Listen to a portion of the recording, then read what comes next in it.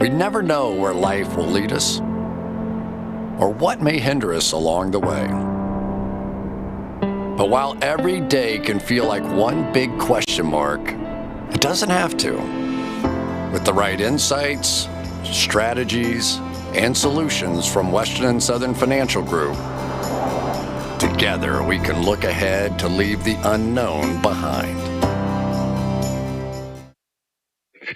What's Pro Football Focus doing? Last week they had Brady. This week they got Brady. We're literally doing it differently from everybody else. As a matter of fact, moving forward from this point on, I will not make reference to PFF. Ready to get into it? Yeah. All right.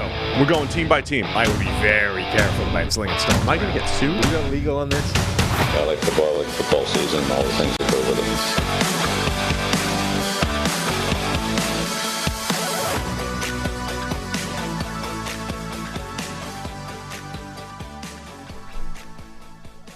Welcome into the PFF NFL podcast. Steve Palazzolo, Sam Monson. We're live here on YouTube, Western and Southern Studio, and it is Mock Draft Monday, Sam. Yes, sir. After last week was all free agency. Pretty much.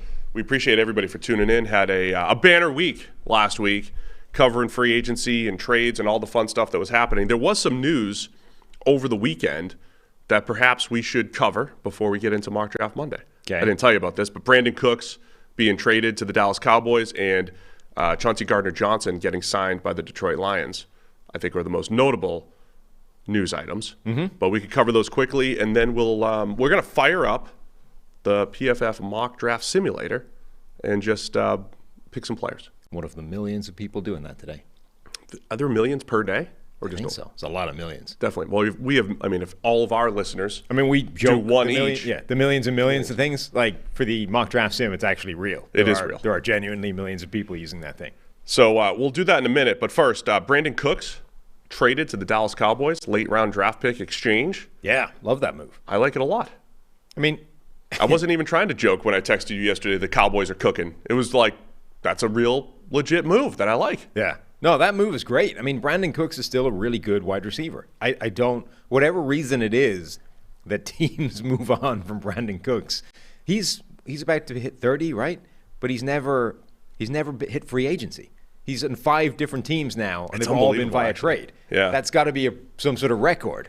So whatever it is that causes teams to bail on Brandin Cooks and go in a different direction or simply cash in, it's not because he isn't a good football player. He's really good consistently in whatever offense he's put in, and Dallas doesn't need him to be a number one. Dallas already has that. They need him to step in and be what Michael Gallup wasn't last year, coming off injury, and that lets Michael Gallup be, a less important or less burdened part of that offense. The whole thing should be better.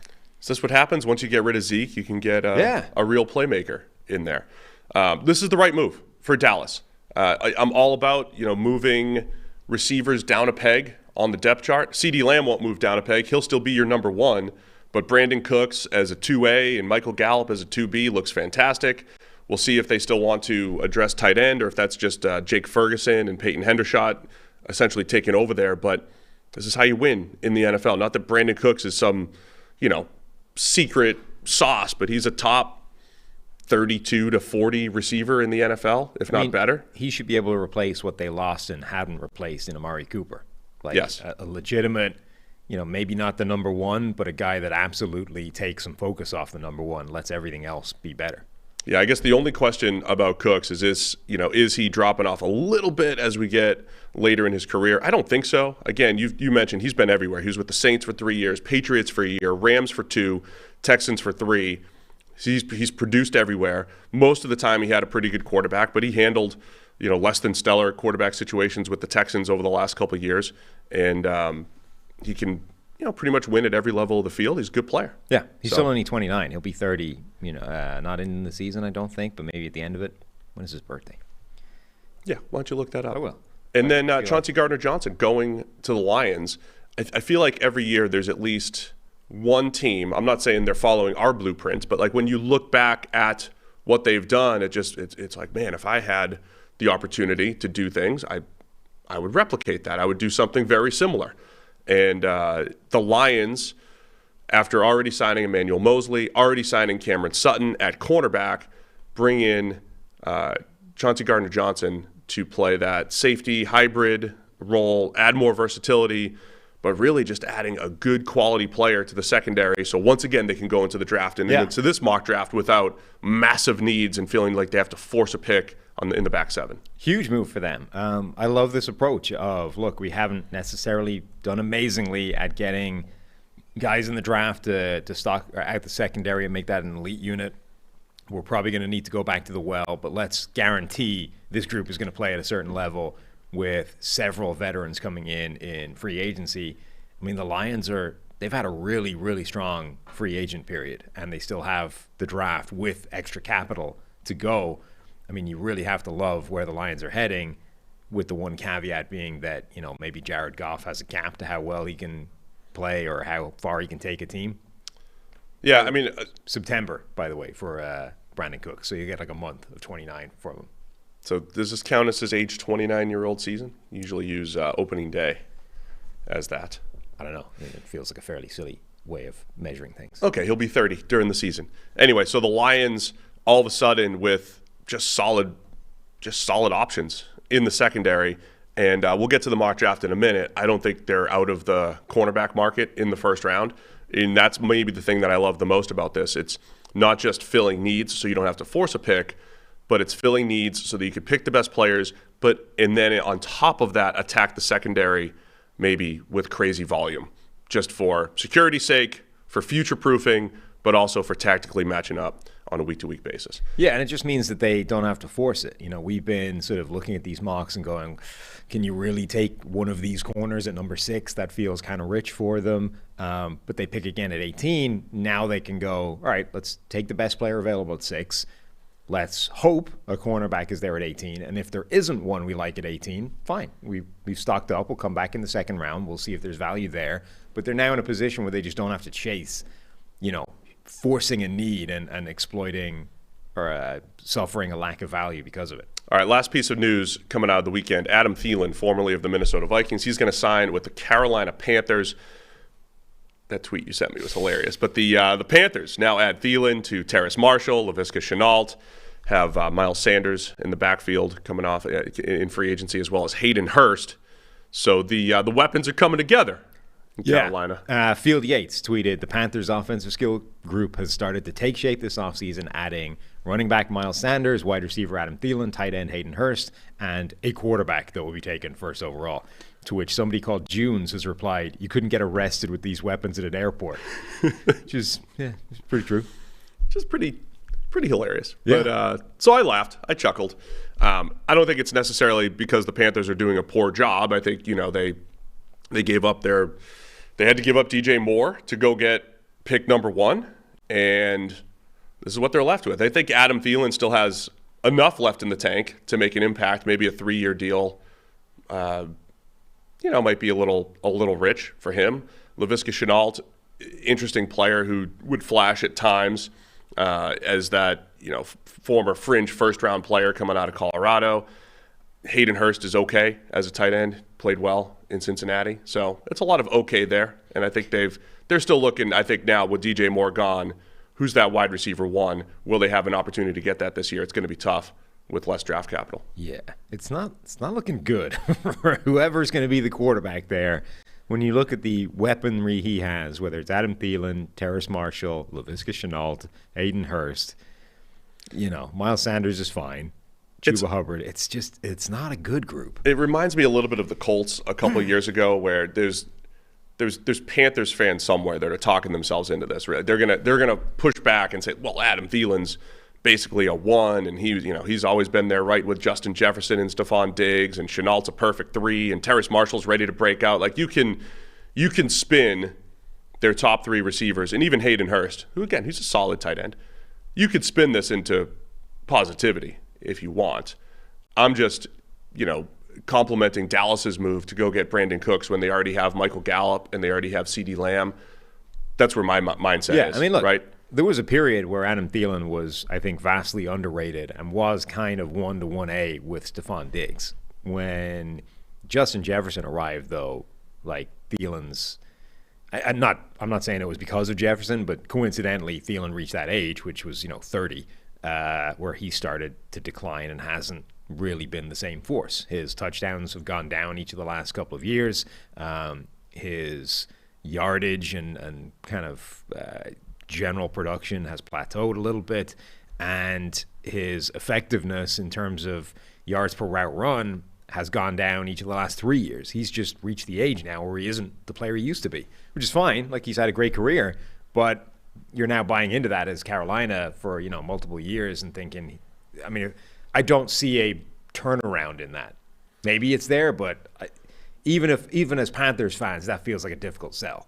Nah, Thielen's going to bounce back to the guy he was. Like, we just caught him in a low. We bought low. But here's what I'll also say. He's a good receiver to have for your new quarterback. I think the Panthers, because of the investment to go get a quarterback, should look at this as a multi-year rebuild. You can't fix everything in 1 year. You have to go get the quarterback first.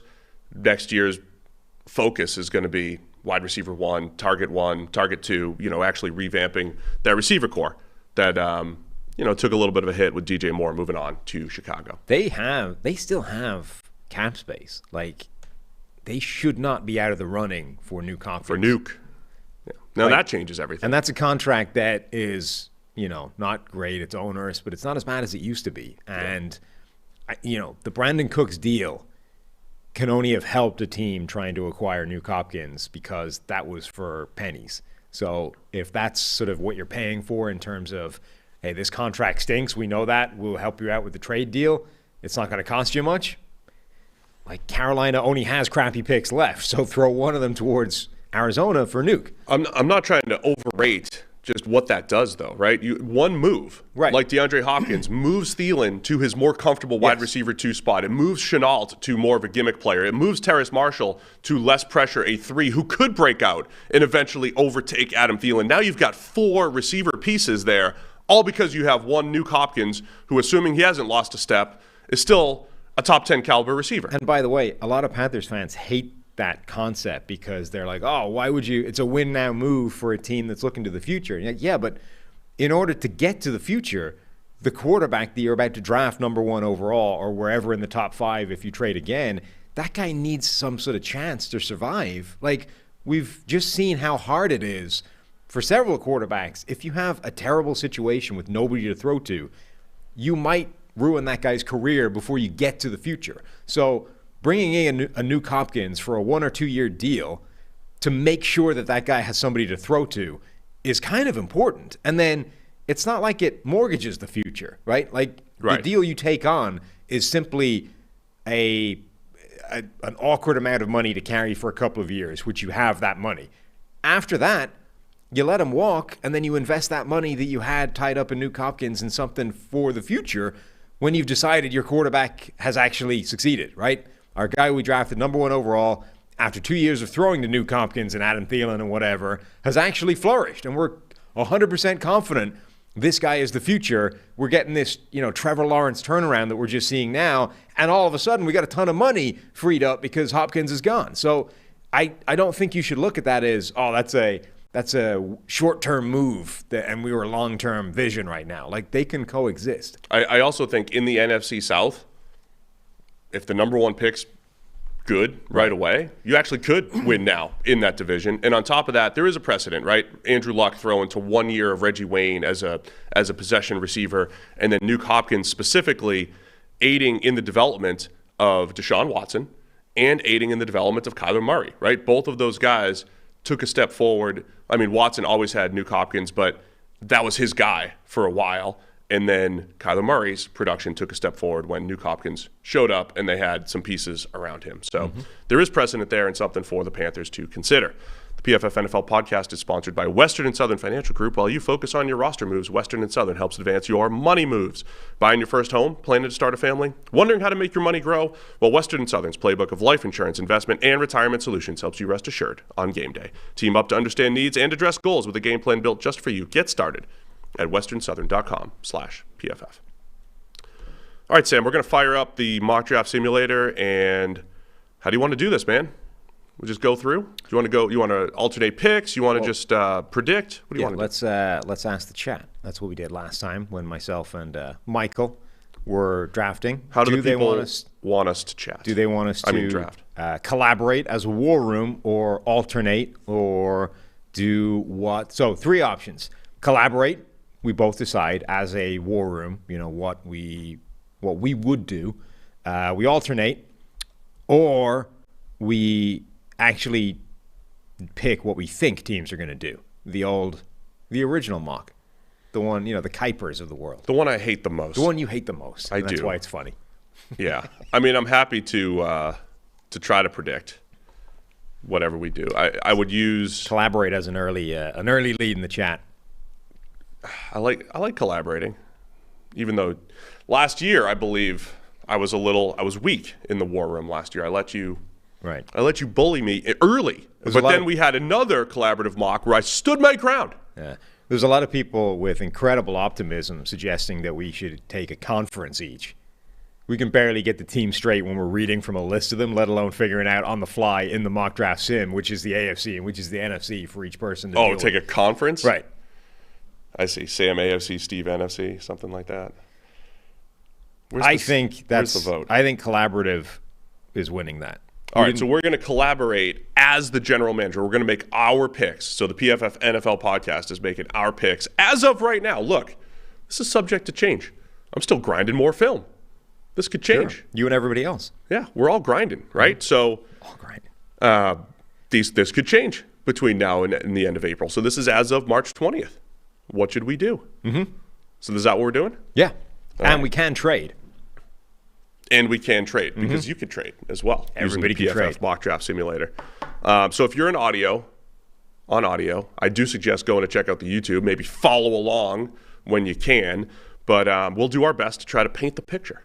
Reset every now and again where we are. Mm-hmm. Did you do a reset when you did this with Renner? You got to do the reset. A little bit. For the audio Yeah, people. no, I did. I'm okay, certainly good. a top 10. That's good. I may have forgotten to reset after the top 10. Not going to lie, the back half of the first might be challenging here. I don't like a lot of players in this draft. That's what I'm realizing.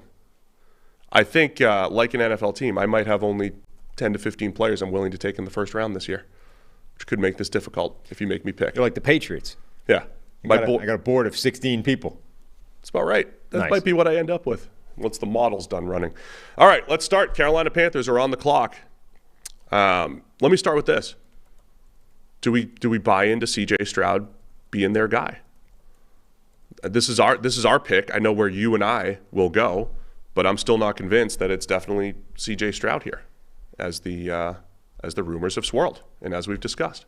Yeah, I mean, look, I'm happy enough with my evaluation and understanding that I might be in a minority of not loving C.J. Stroud. Like, I've heard a couple of people recently say he's the number one quarterback in this draft. I can't really see that. I really can't. I get why you would have him over Will Levis and Anthony Richardson. I can absolutely understand that argument of safety, of more accuracy, of a lot of things that he has a higher baseline of. I just can't see how you can put him above Bryce Young unless you simply look at Bryce Young and say 5'10", 180 doesn't fly in the NFL, therefore I'm out, which fine. But I think the tape disparity between the two is large enough that I'm willing to give the small guy a chance. Yeah. So, look, we're going to draft Bryce Young. The one last thing I just want to say about Stroud is I was watching some Jack Campbell tape from Iowa. Jack Campbell had an interception against Stroud. Not to overrate one play. But when you watch Stroud outside of the Georgia game, off platform, under pressure, and kind of like just kind of make some questionable decisions over the middle of the field, panicked type throws. Even though Stroud is seen as safe, right? He'll run the offense, he'll do this and that.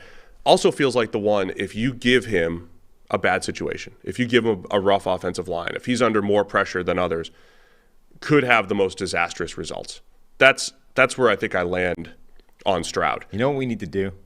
There's no way I can get this done on the fly, despite the majesty that is PFF Ultimate, your product that you're in charge of. I feel like the filters required to do this would be onerous enough that trying to do it on the fly and talk at the same time would just lead to a complete mental breakdown. Yes. But middle of the field, right? The area that short quarterbacks struggle with. Let's look it up.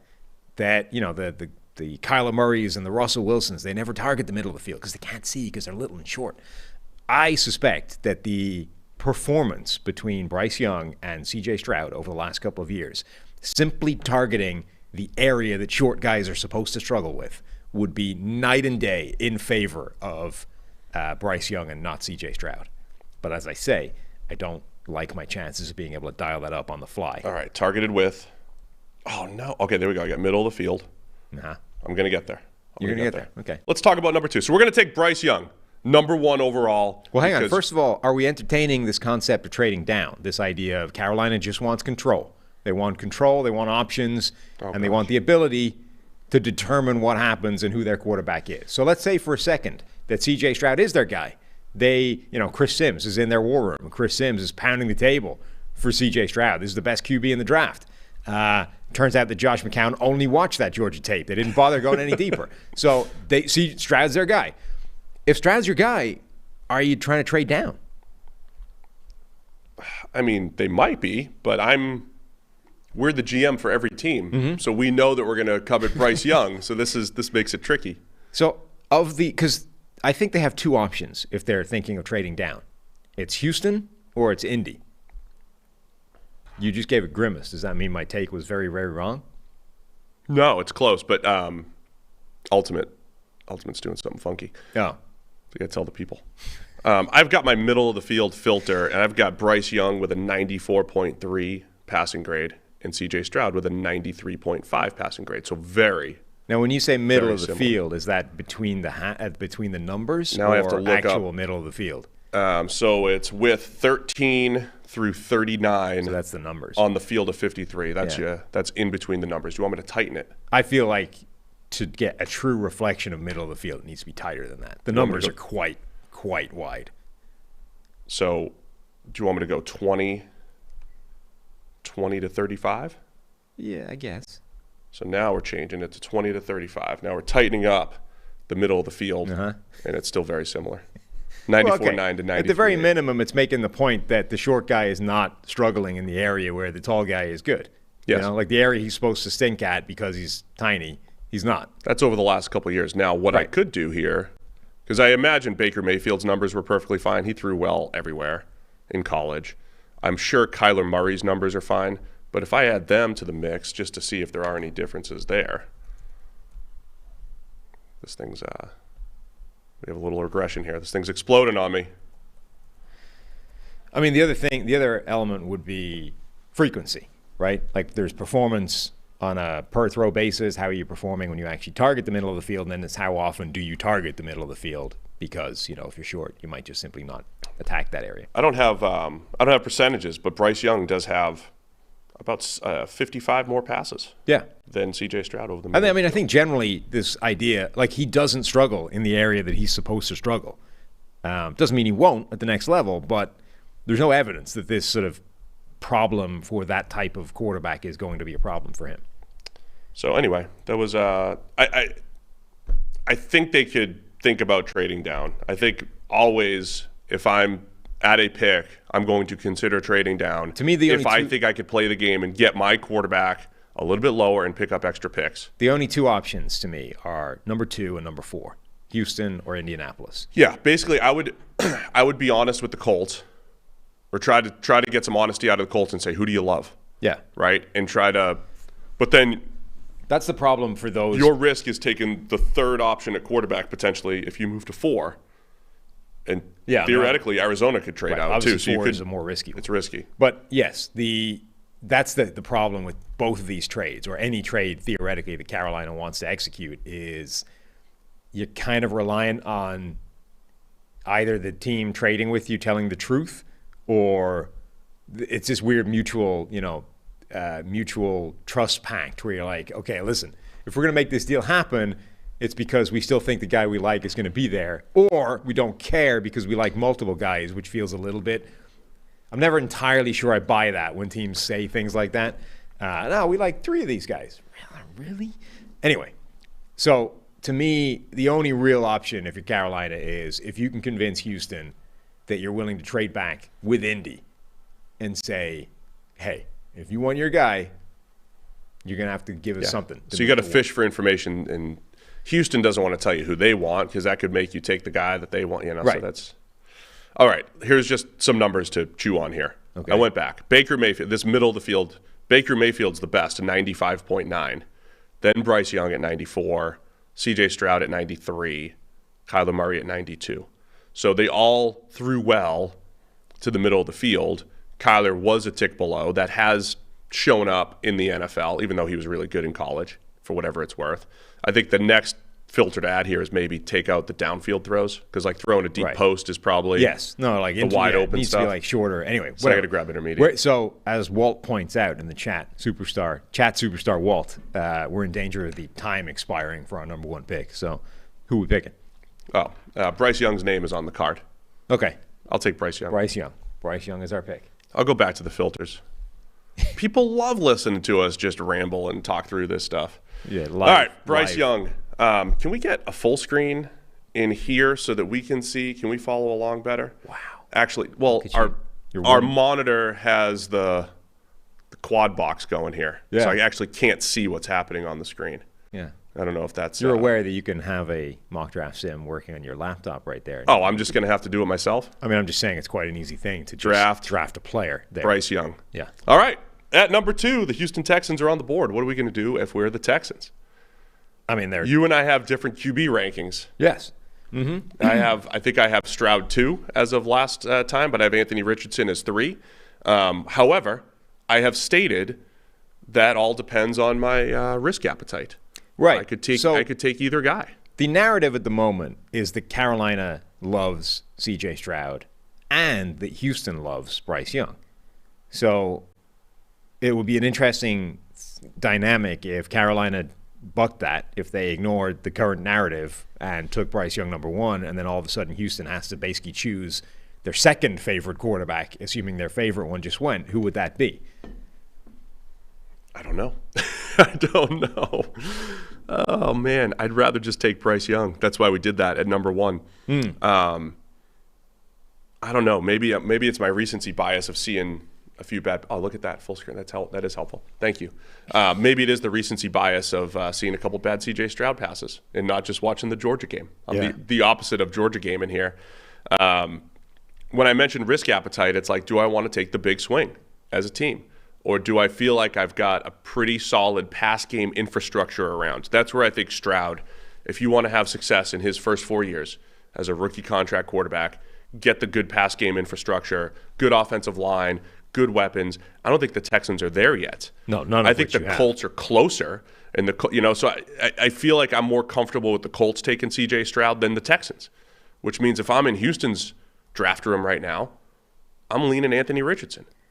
Yeah. And Levis is my clear 4. I think. Did you have Levis as your 2? Yes. So we're going to differ on that. Would you take Levis here? If I'm Houston and Young is off the board, even though I have Levis as my second best quarterback, because of the situation you just mentioned, I think I'd be tempted to draft Richardson. To me, the conversation with Richardson is simply find somebody who knows what they're talking about when it comes to throwing mechanics and show him a reel of Richardson tape and ask, can you fix that accuracy? Like, can you tell me what's going wrong with his throwing motion and his mechanics, and can you patch it together? And I don't care how long it takes.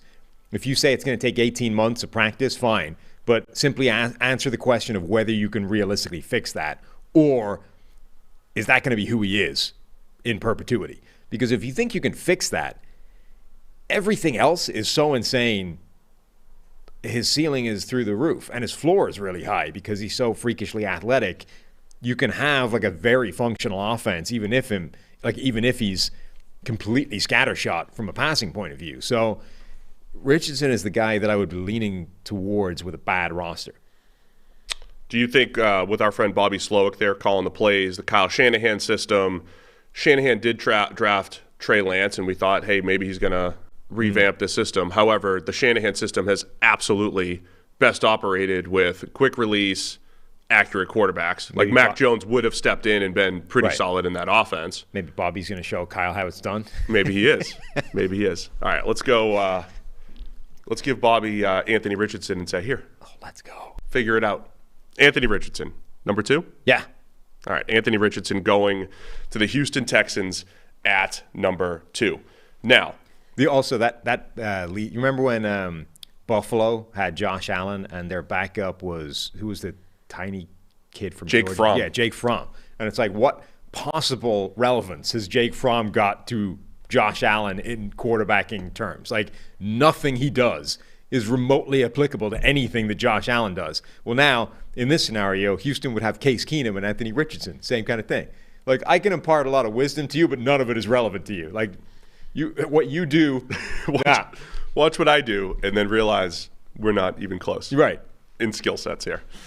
All right, so the Arizona Cardinals at 3. The only question I would have is if you are a team that wants to trade up for a quarterback. If you're the Falcons at 8, I don't think the Raiders at 7 now with Garoppolo in there.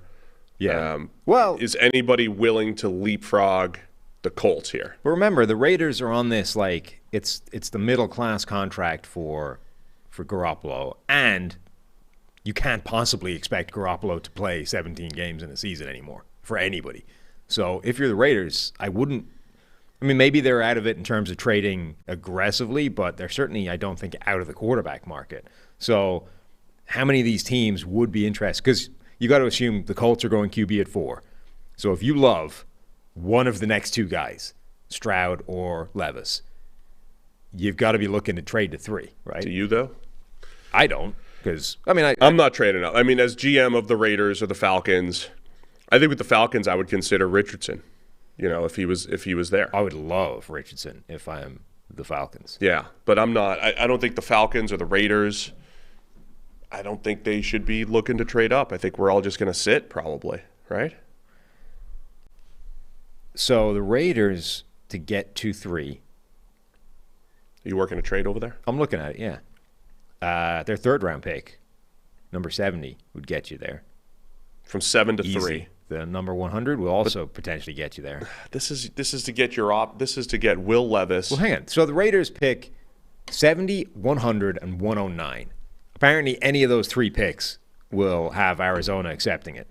So if you went 7 and 109 to get to 3 to get your QB, to get Will Levis or C.J. Stroud. Yeah, I think that's worth it.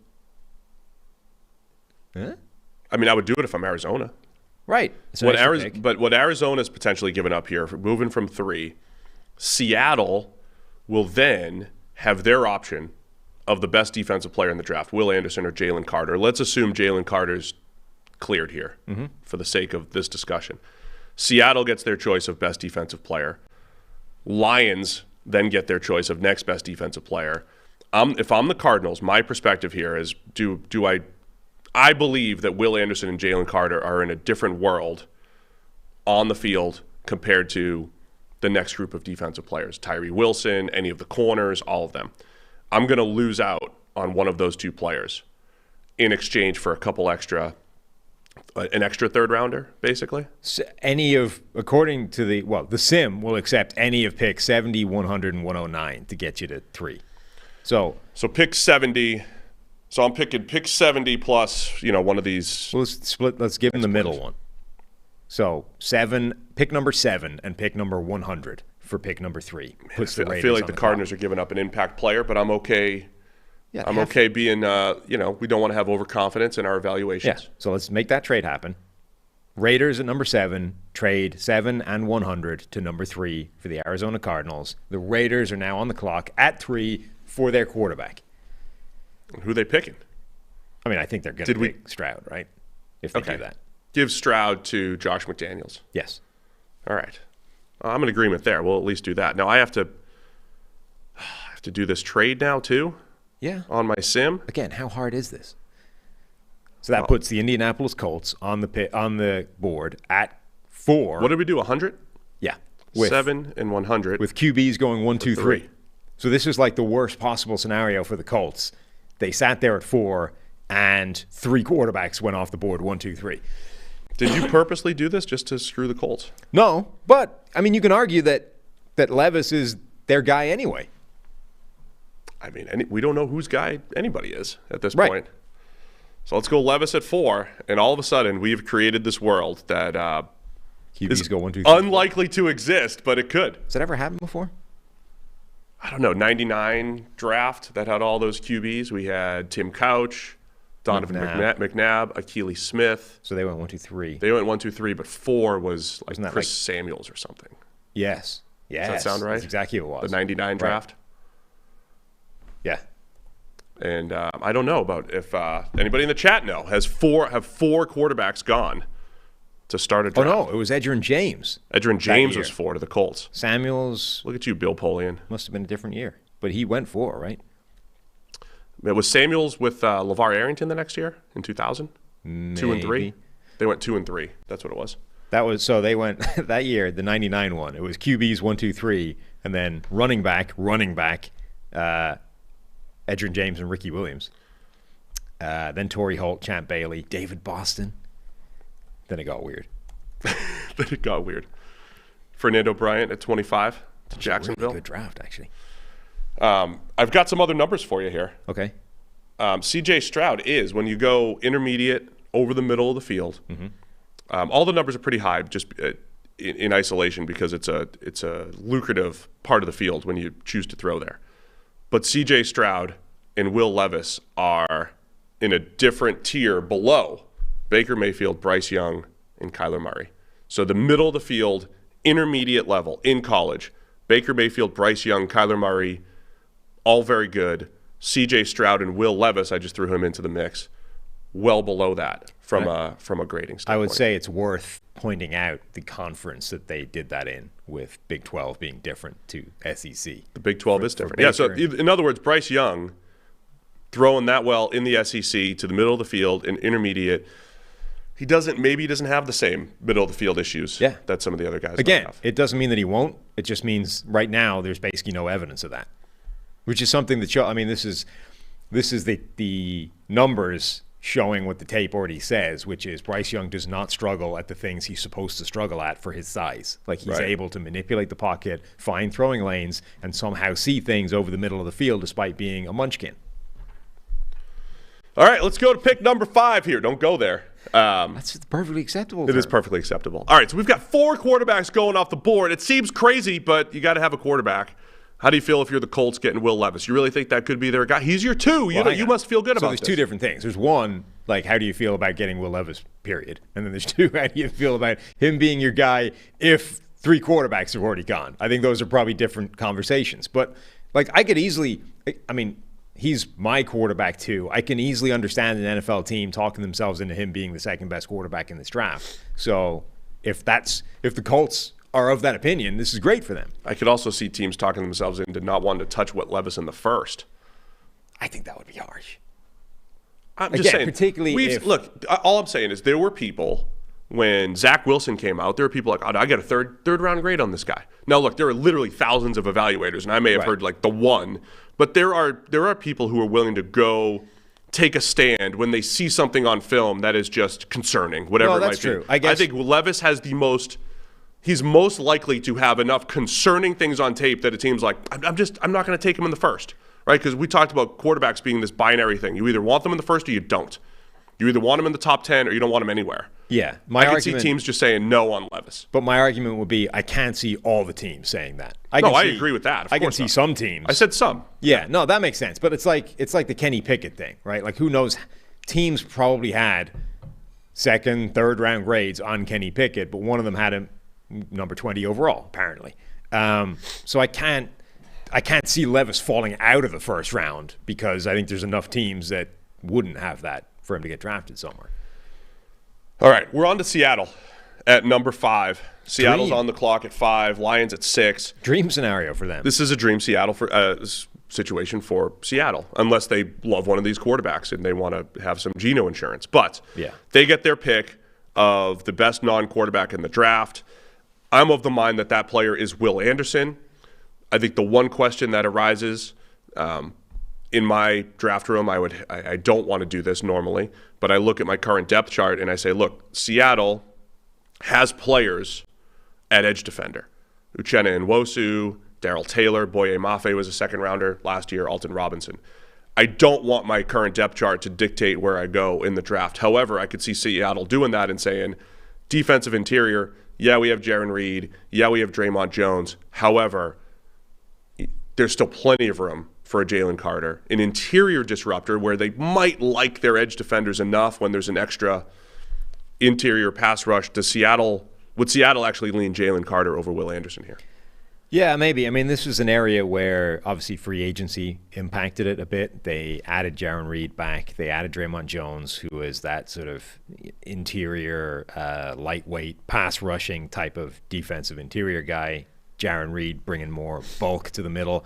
They added Devin Bush to sort of try and improve the spine of that defense generally. I texted you that, like, the way we've been saying the last few weeks that, this is one of those things that I would always do, right? The list of things that you would do. Seattle has one of those things, and apparently their kink is adding safeties. Like, just give me as many safeties as possible. All the safeties. All of them. That's what we want. So they added Julian Love to a defense that already had Quandre Diggs, Jamal Adams, and Ryan Neal. So apparently that was an important part of adding to this defense. Love Julian Love, friend of the show, but don't really see why they went after him. They can all do different things. I mean, look, neither edge nor interior defensive line is strong still. Like, Uchenna Nwosu is a good edge rusher. Draymond Jones is a good interior rusher, albeit lightweight against the run.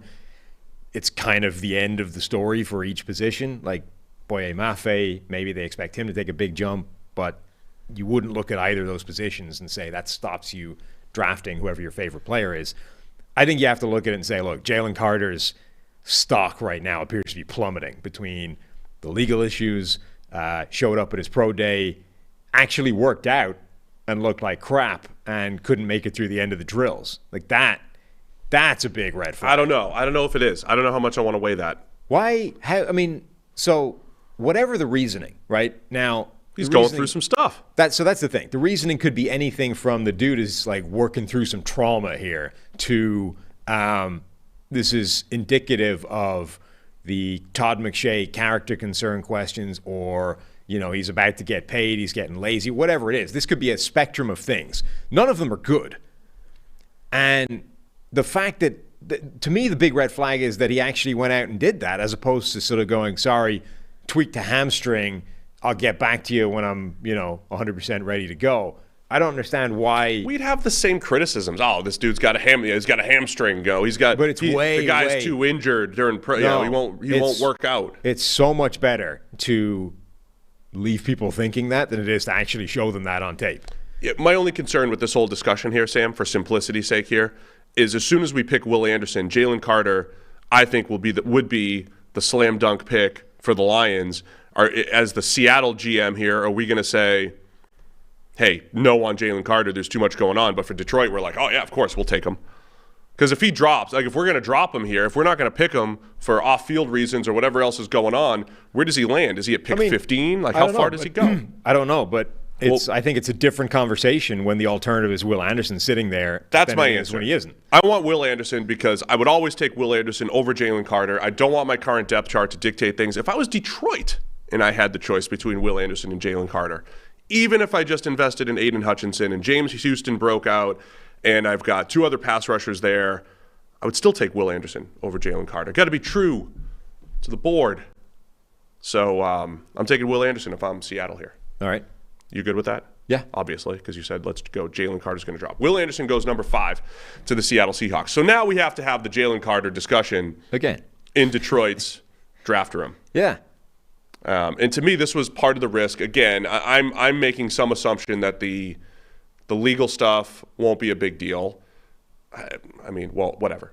We don't have answers to some of those things. No, this is the thing. So the Jalen Carter discussion is problematic because it is in the realm of all of it, almost all of it, is stuff that NFL teams have better access to than we do, right? It's talking to people, dealing with him behind the scenes, more in-depth information that simply isn't available to the public to get a handle on what the hell is happening with Jalen Carter, and is this going to be a problem going forward? Like, right now, the data points we have on him in terms of this racing incident that led to people dying, the fact that he was speeding before that, the fact that he then showed up to a pro day looking bad and couldn't make it through workouts.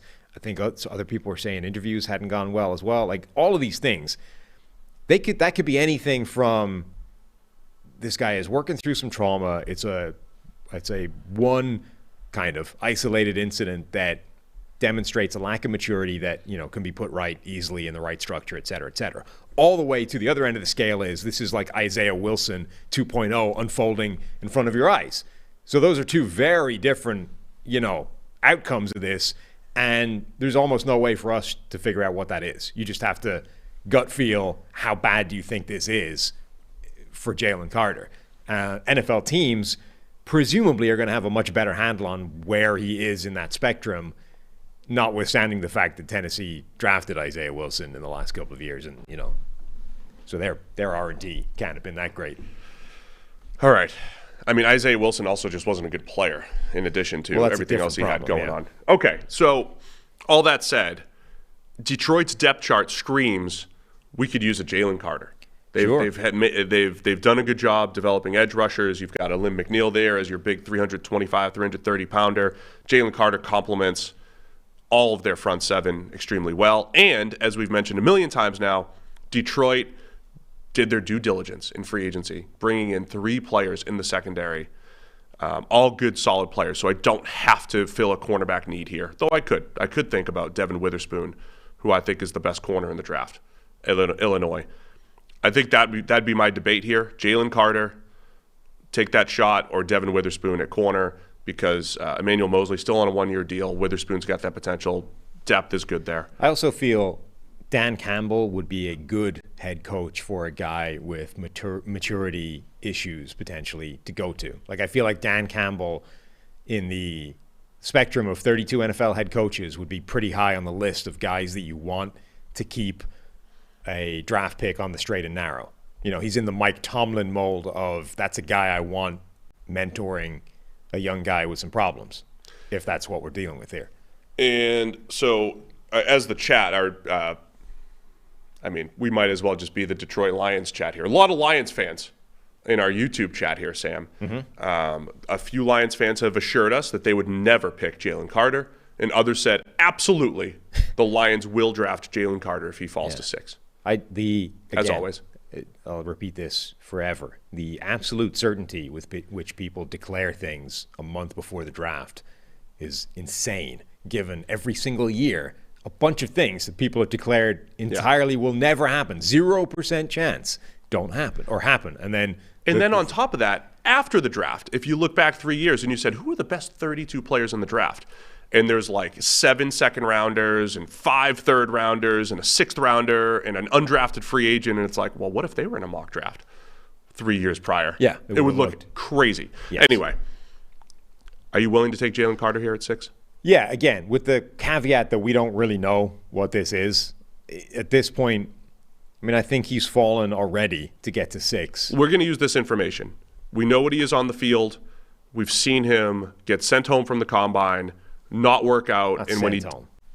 Went home from the combine. Voluntarily to answer charges of arrest. How about this? We didn't get to see him work out at the combine. Yes. And he looked slow and lethargic at his pro day. And couldn't make it to the end of the drills. I'm drafting Jalen Carter. Okay. At 6. I think that's reasonable. Again, with the caveat that they have better information than we do, and who knows how bad this is. All right, so I'm gonna. I think this is the point in the draft where I don't like anybody else.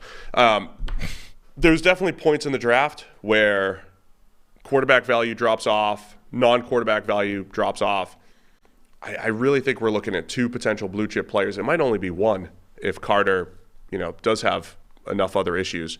So now it's one of those. If I'm in Arizona's on the clock, by the way, at 7 here after trading down. So we're taking Jalen Carter at 6. Arizona's on the clock. This is where I feel like the drop off between 7 and 14 or 15 is not that much. I'd be looking to trade down, but we're the GMs of the other team, so I don't see myself trading up. So Arizona's sitting here at 7. They missed out on Will Anderson and Jalen Carter. That was the risk they had to take to move down and pick up extra draft picks. What are you liking here for Arizona?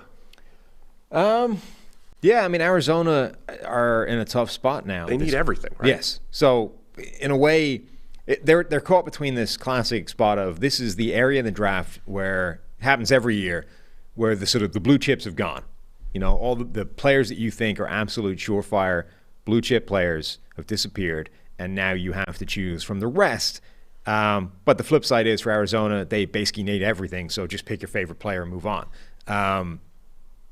In terms of our board, it would be Devin Witherspoon in the corner.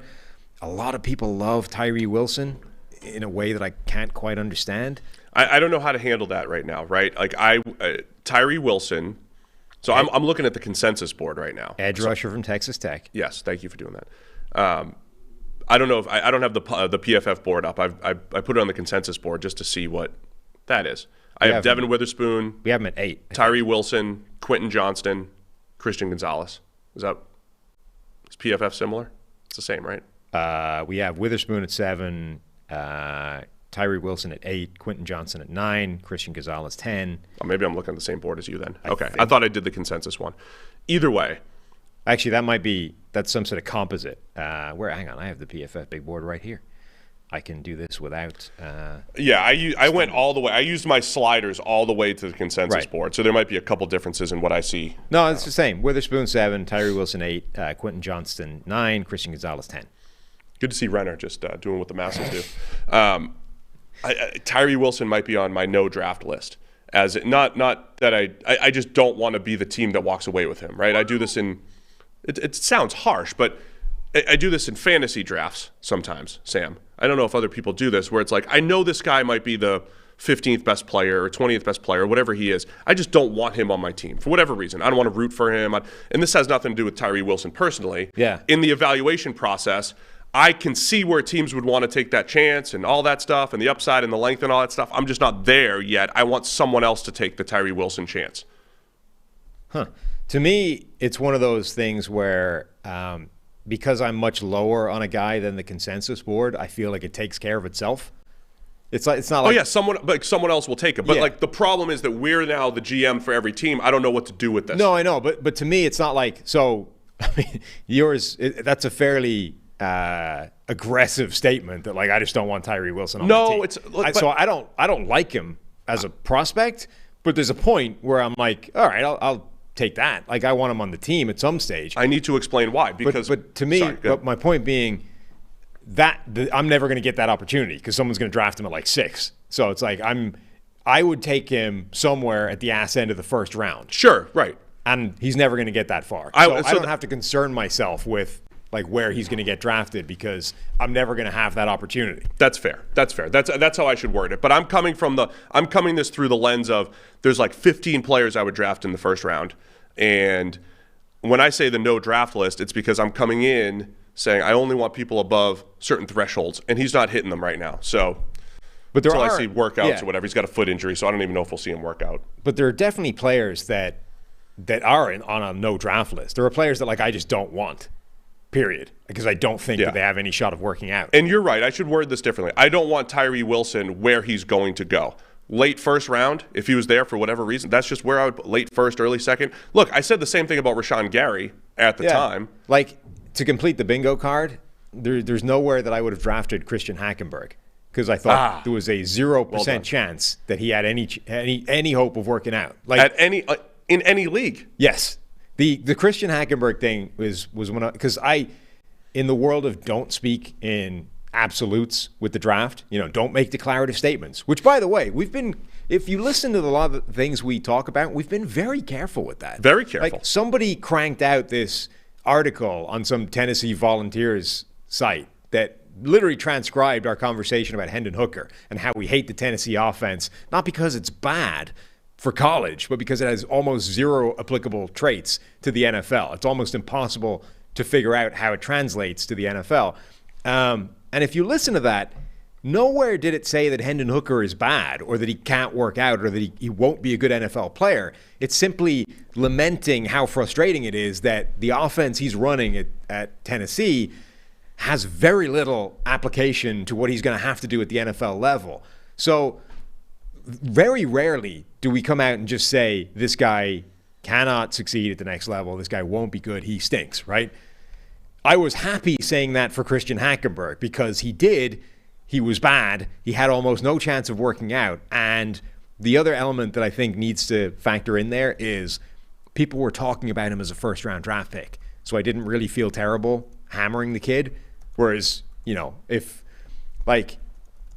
if a sixth-rounder isn't going to be good, it's like, don't pile on. The guy's a sixth-rounder. Everyone knows he stinks. Like, you don't need to tell everybody that.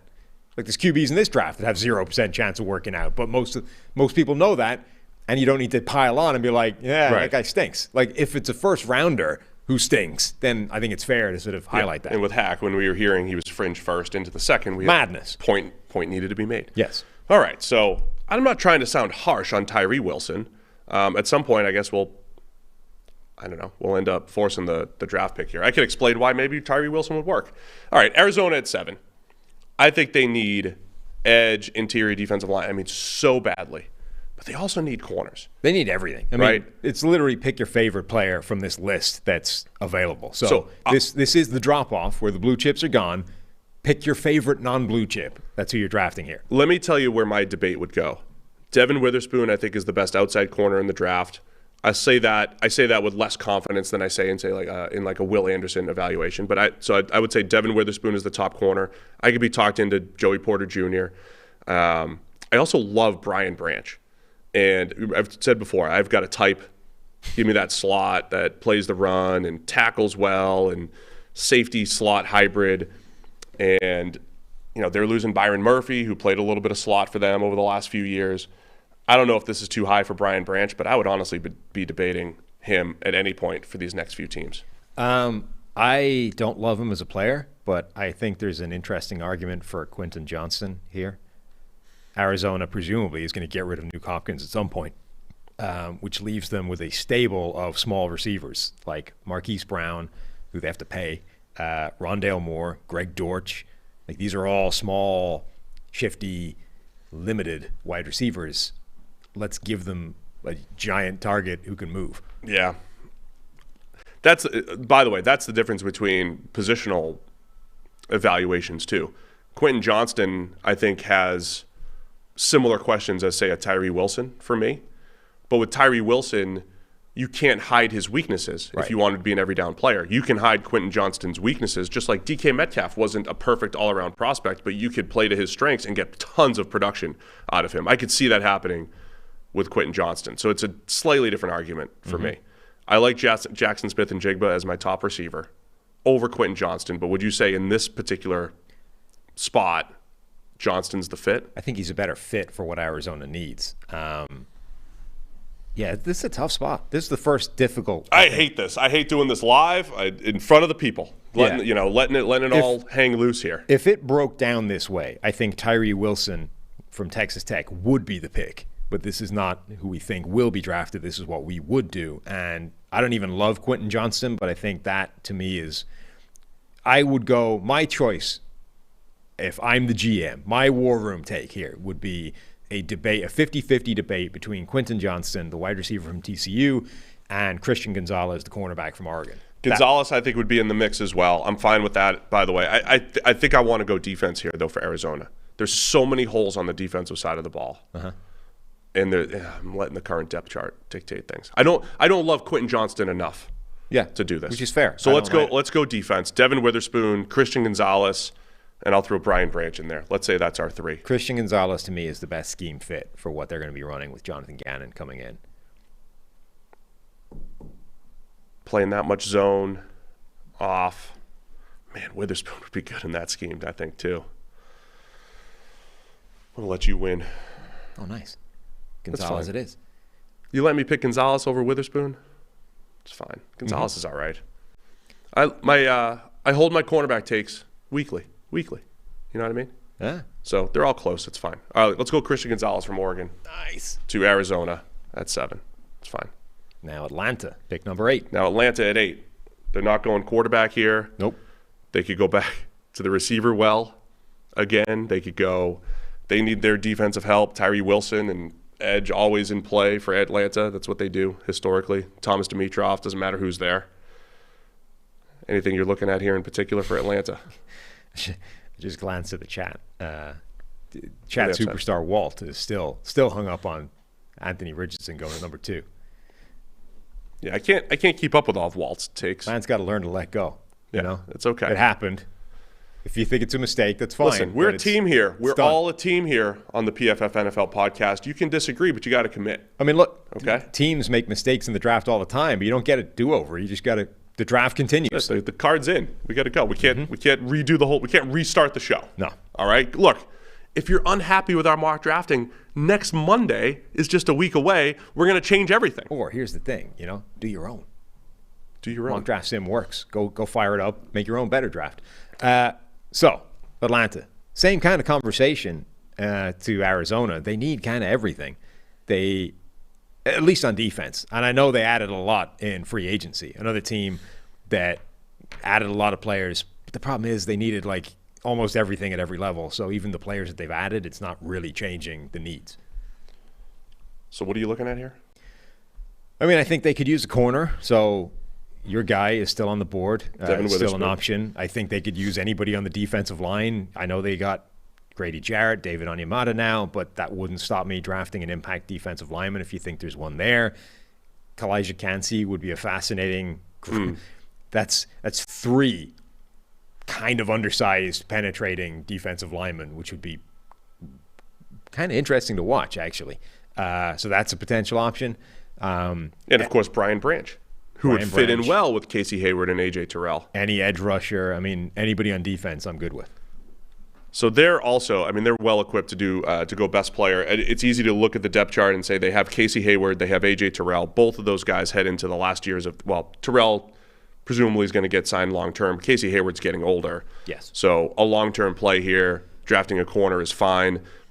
It's one of my consistent strategies always to have the pipeline of corners.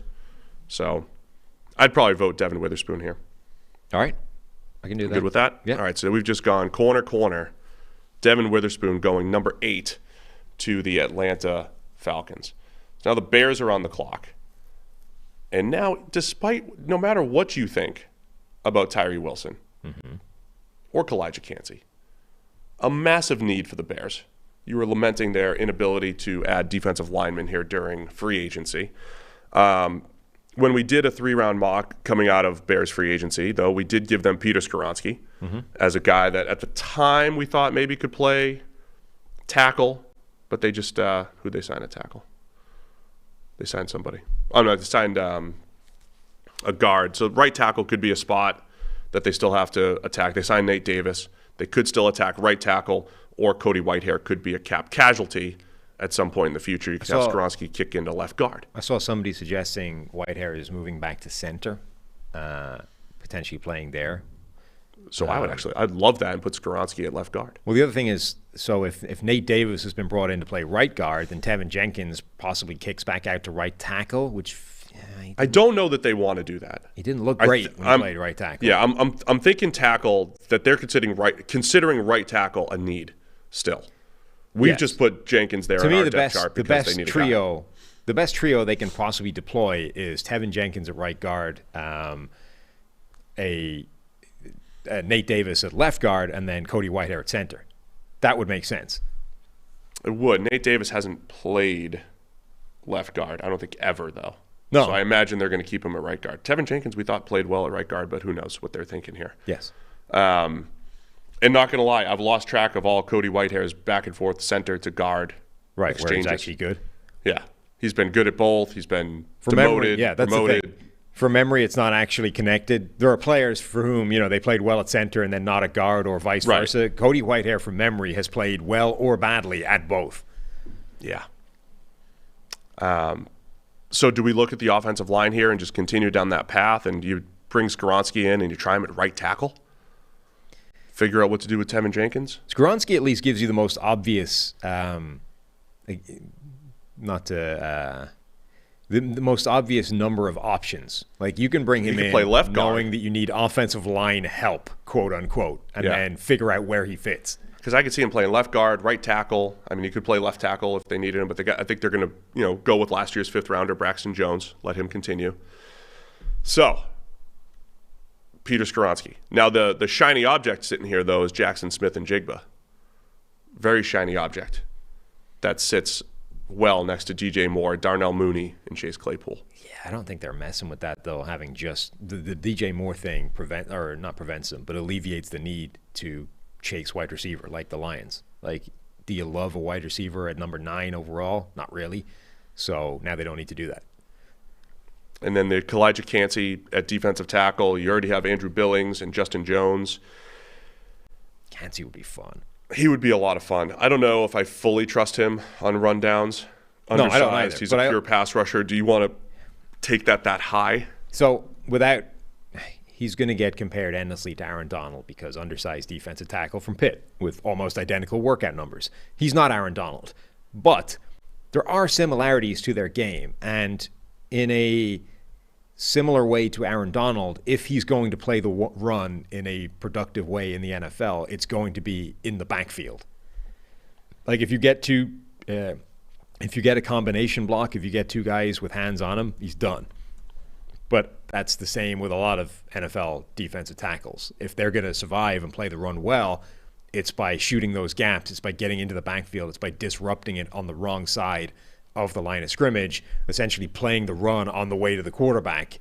He can do that.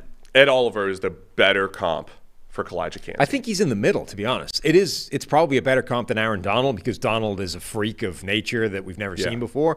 But I think his game is actually closer to Donald than it is to Ed Oliver, but I think his standard is going to be closer to Oliver than Donald. Does that make sense? Yeah, it does. It does make sense. I got more research to do on Cansey and the undersized penetrators that are not named Aaron Donald. Yes. How they've done against the run. Because Ed Oliver was incredible in the run game in college, hasn't translated to the NFL. He's developed into a pretty good pass rusher. I think that's where Cansey could land, maybe even ends up better against the run. Oliver was like a comparable athlete to Aaron Donald, but had none of the ability with his hands and the capacity to shed blocks and all those kinds of things that makes Aaron Donald otherworldly. Cansey, I think, has better hand usage and ability to shed blocks than Oliver did, but is nowhere near Aaron Donald because nobody is. So that's sort of where he fits on that line. All right. So where are we landing here with the Bears? Do we want to just stay safe on the O-line because of the Peter Skoronski flexibility? I mean, I would flip a coin between those 2 guys. I'm happy with either Skoronski him or Cansey. Or Cansey. My first leaning is to focus on the O-line. Oh, but man, Cansey he's one of the guys I trust here on the D-line as well. I'd go Skoronski, I think. All right. Does this make the Eagles picky? I like to lean whatever makes the next pick easier. I don't know if this is... Yeah, that's probably not how NFL teams do it. No. Let's go Peter Skoronski from Northwestern. What makes a different team? We're going to give him a chance to play right tackle. We'll give him a chance to play left guard if he needs to. Skoronski's going to bring some flexibility there. Okay. Eagles are up at 10. Is this the first team where you're willing to take a Tyree Wilson shot?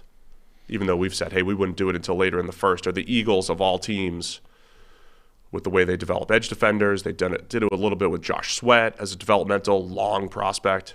I mean, to me, if the board fell this way, I would run the card up for Kalijah Cansey. You want Cansey here? I would love Cansey in this defensive line. Way more than I would love Tyree Wilson. Yeah, I mean, I've got I've got similar reasons on Wilson. So Cansey comes in. It's the opposite of Jordan Davis.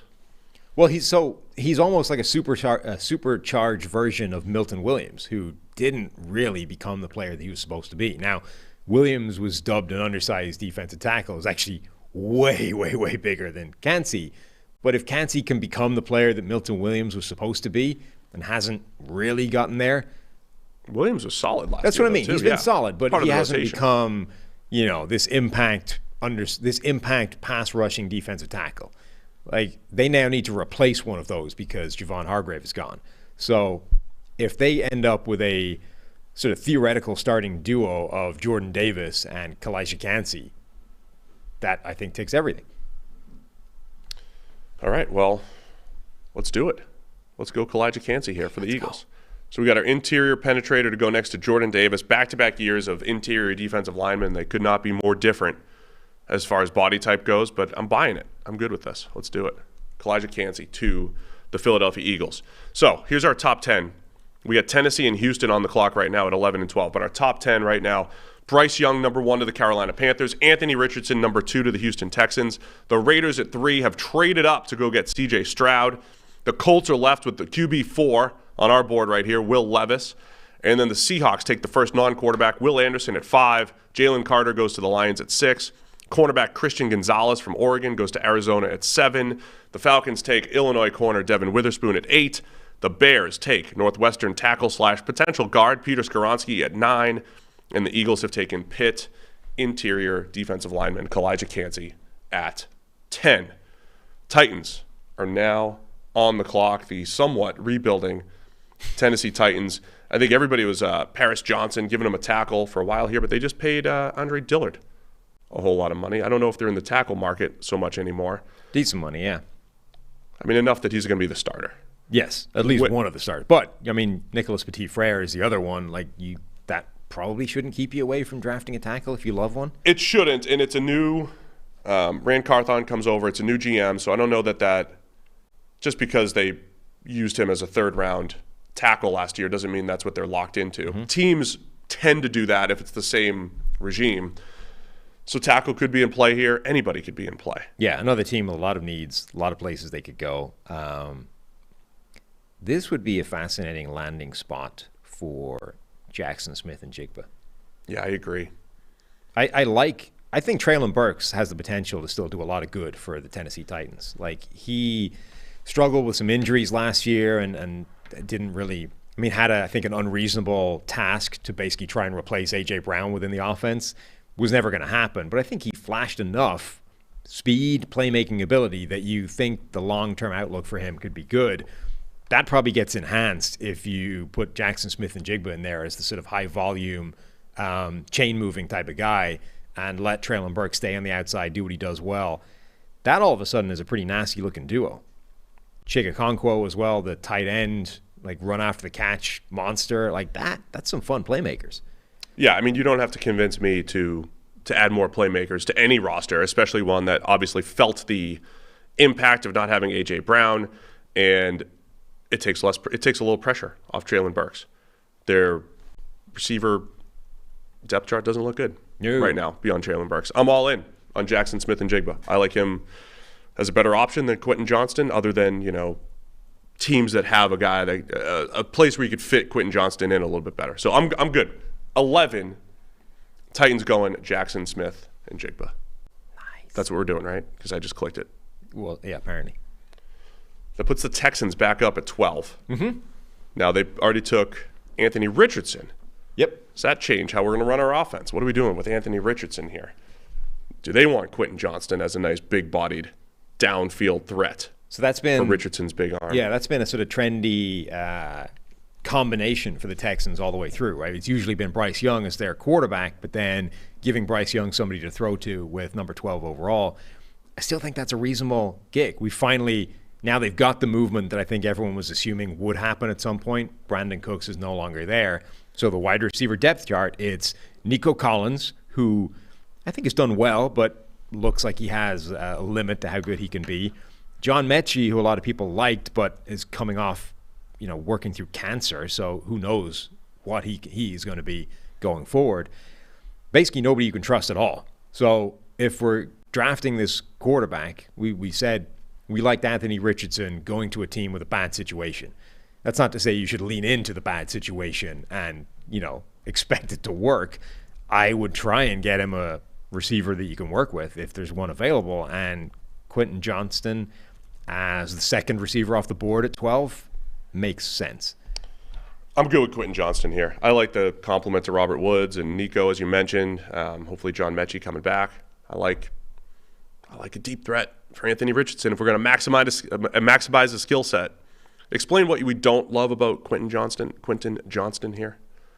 Right? Like, for his size, he just doesn't win at the catch point as often. Like, you could find plays where he does, but just not often enough. I don't like most of his wide receiver traits. Yeah. He's big, he's fast, and the best thing he does is catch, hitches and immediately turn upfield and run after the catch. Those are all good things. For a guy, I don't necessarily love his route running. I think he's pretty bad at the catch point, actually, for a guy of those dimensions and that theoretical catch radius. Again, you can find play, but it's like he feels at the catch point to me the way Cam Newton felt throwing the ball. There are plays in there that look amazing. And you're like, oh, look at him. He's perfectly accurate. That was a dime. Like, yeah, but what is the overall percentage here? Which is not good. So Quentin Johnston, to me, feels like a guy who will be below average at the catch point. But when he gets it right, it'll look great. But he'll catch like 30% of contested catches thrown his way for his career, which is bad. But you could maybe work around that.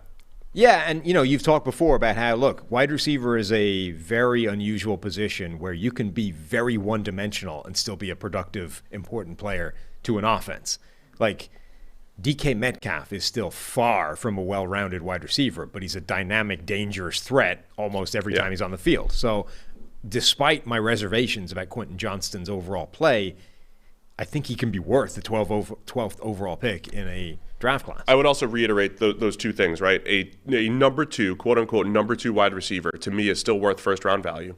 And then I'm less likely to be overconfident on my receiver evaluations. So I could tell you I don't like this guy, I don't love that guy, but I'm also willing to not give in to the consensus, but also buy in that the consensus might have a stronger evaluation than my own individual one. So I'm good with Quentin Johnston here at 12. Your sort of strong takes held weekly is going to extend all the way to, well, the consensus thinks he's better than I do, so I'm going to go with the consensus. No, I mean, Johnston would still be he'd be with Tyree Wilson on I don't want to be the team that drafts him, but I'm more likely to draft a receiver than an edge when they're on that list. Okay. How's that? That's fine. Better said.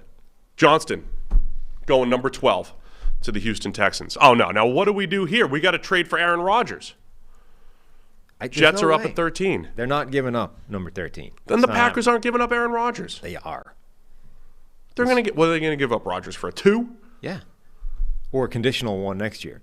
It's not going to be 13. That's the holdup, and they're not going to give it. Jets only have 6 draft picks. They don't want to get down to just 5 with 0 first-rounders, is what you're saying. Sure.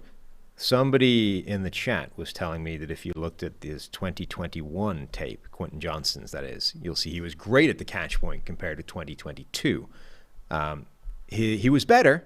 His catch rate, or his contested catch rate, rather, went all the way up to 37% in 2021 from 35% in 2022. So for perspective, that's a comparable number to Chase Claypool at the NFL level. And I think there is definitely a perception that Chase Claypool is a monster at the catch point, in part because on prime time in his debut, he made a ridiculous contested catch. But over time, Chase Claypool has not consistently been that guy. So just like you could say you could find Anthony Richardson throwing dimes, I could find Quentin Johnston making ridiculous contested catches. So even just for his college career, he caught basically 40%, 41% of contested catches. Let's restrict ourselves to 2021 since that was the year that was brought up.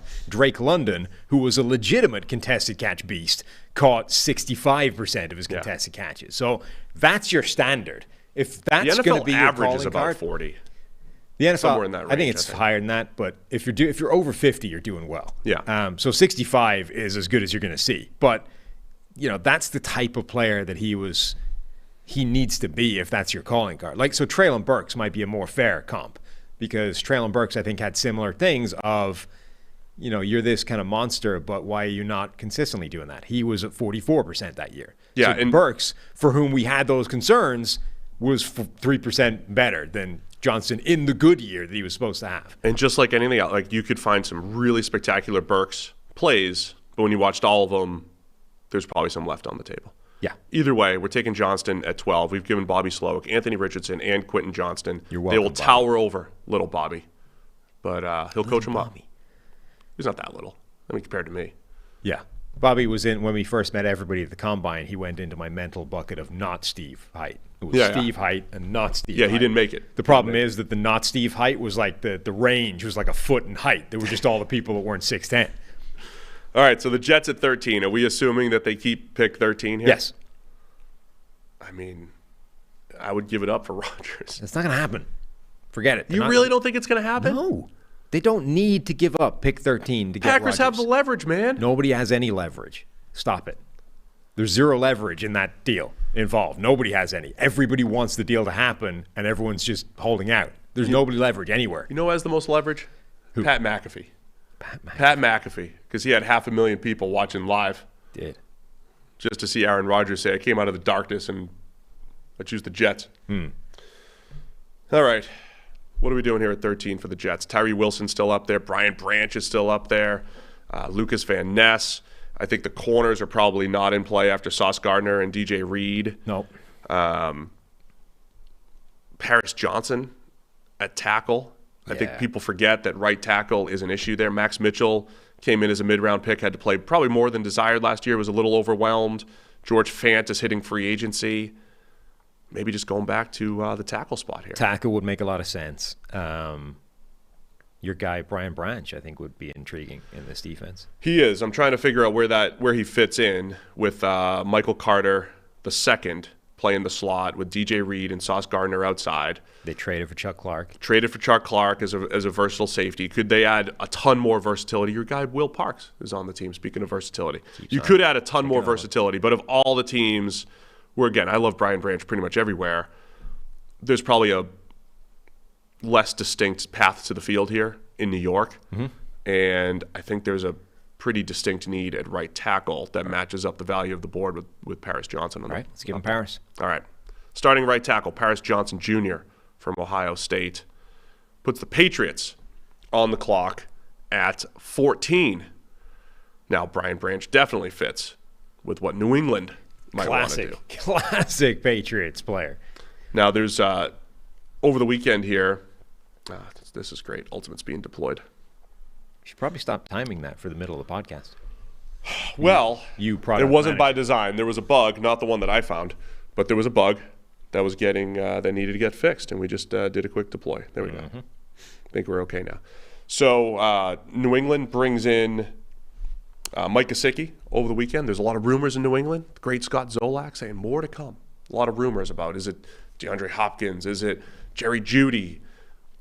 If they're going to get another one of those receivers after our rant the other day, it makes the offseason a little bit more palatable, right? You've got some playmakers to throw to. If they don't do that, just drafted another safety in a corner is going to feel like it's going to feel like the rest of the offseason. It's going to feel like everything else. But there's not a receiver that makes a ton of sense right here at this point on the board. Nope. Go back to that best player. Which is?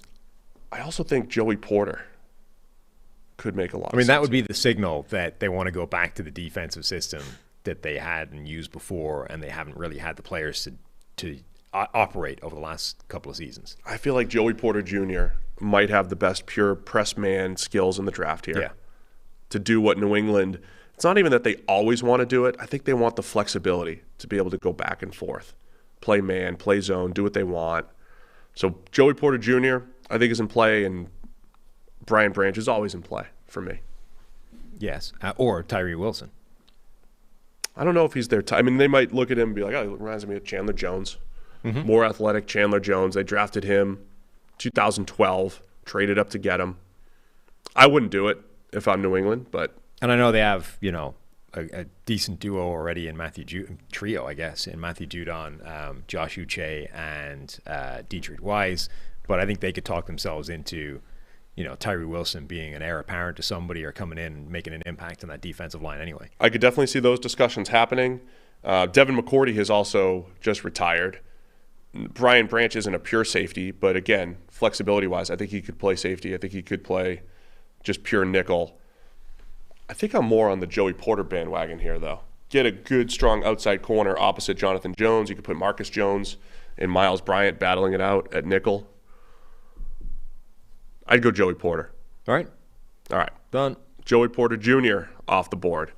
Are we over? So we've said before, maybe the corners don't go to 10 till 19, but our draft has 3 in the top 14 because we value the position. But we've already kind of articulated that once you run out of the blue chips, or you get to a period in this draft where you don't love anybody, but you got to draft some players. So there's going to be players pushed up to draft spots that they don't necessarily belong in from an abstract term. So I lean positional value, right? And guys that I trust a little bit more. We are soon going to run into players that are on my, it sounds harsh, but my don't draft list. Board. The don't draft list. Wow. Yeah, there are players.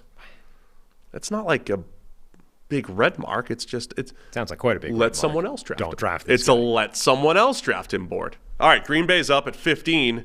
They'd certainly love to have 13 and 15, but you won't let them. No. Who are the Packers taking at 15 to complement here? Jordan Love. Dude, I would love Dalton Kincaid at this spot. Is that not too high? I don't think it is. I think he's so good. He's such an elite pass catching tight end. So good at that. Like, he's good at, I mean, this is like, you shouldn't, it's unfair to compare Kalijah Kancey to Aaron Donald because that's an insane standard. It's unfair to compare Dalton Kincaid to Travis Kelce because that's an unfair standard. But he's the closest thing to Travis Kelce we've seen in a long, long time at tight end. He's coming off the injury. Does that affect anything? Look, playmakers, baby.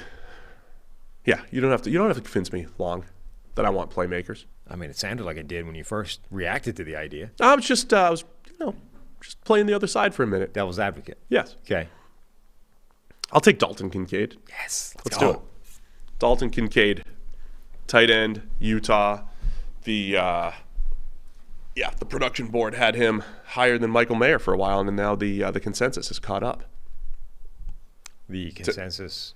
The consensus has caught up that Kincaid's the top tight end, I think, over Michael Mayer from Notre Dame. Yeah. When coming into the offseason, I think it was Michael Mayer had this feel of blue chip prospect, and that soured a bit as people dove into the tape a bit more, and his workout was kind of. It turns out he's a lot smaller than he was supposed to be.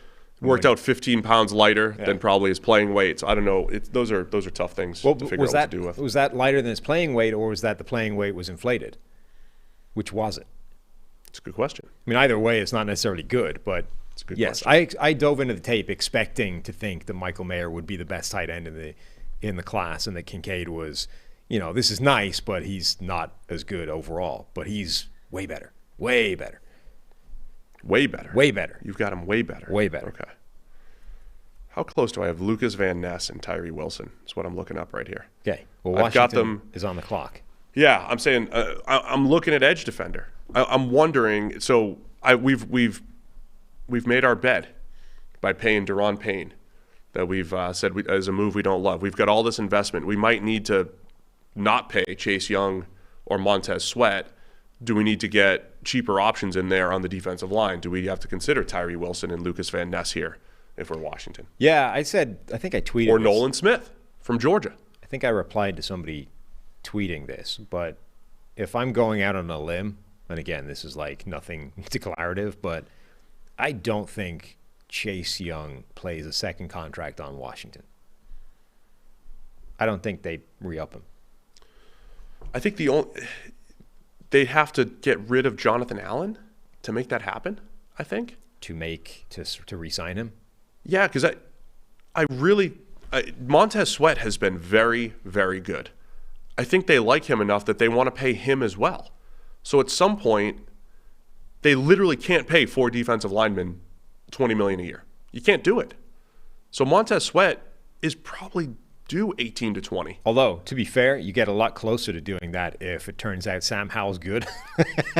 If they're paying a 5th-round pick because they're That's true. their I mean, maybe there is enough money to go around if Sam Howell allows you to pay two players like one quarterback money, single quarterback money.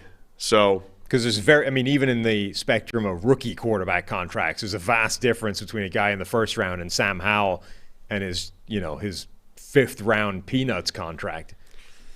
Anywhere else that you would consider here for Washington? I'm not trying to lock them in only to the defensive line. Brian Branch fits here as well. They, I think, would have to be in the cornerback market as well.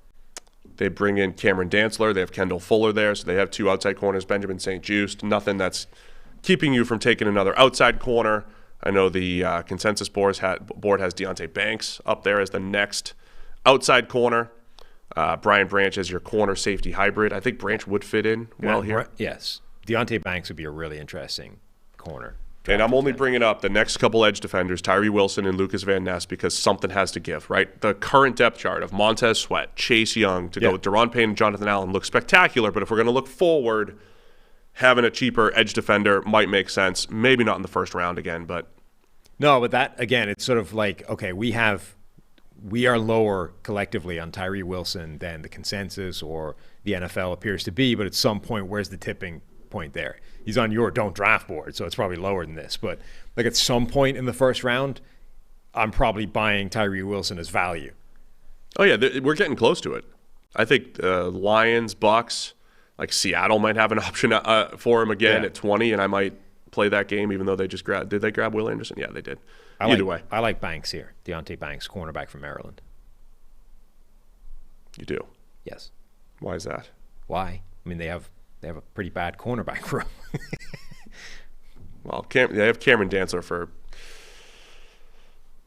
Dantzler's fine, but he is fine. This is a guy that's consistently worked his way to the bench regularly for the Vikings previously. And, okay, as much as it's debatable how fast he actually is because he put on a ton of weight pre-workout and then ran like a pig and then tried to, like, you know what I mean? So it's like, is he really a 4'6" corner? Or is he actually like a 4'5", 4'4" corner who tried to run with a ton of extra weight on to prove that he could play at that size at the NFL level and it just didn't work? So I think generally how fast he is a question mark, but from his NFL tape, it's not like lightning. You know what I mean? At the very minimum, it's not a strength.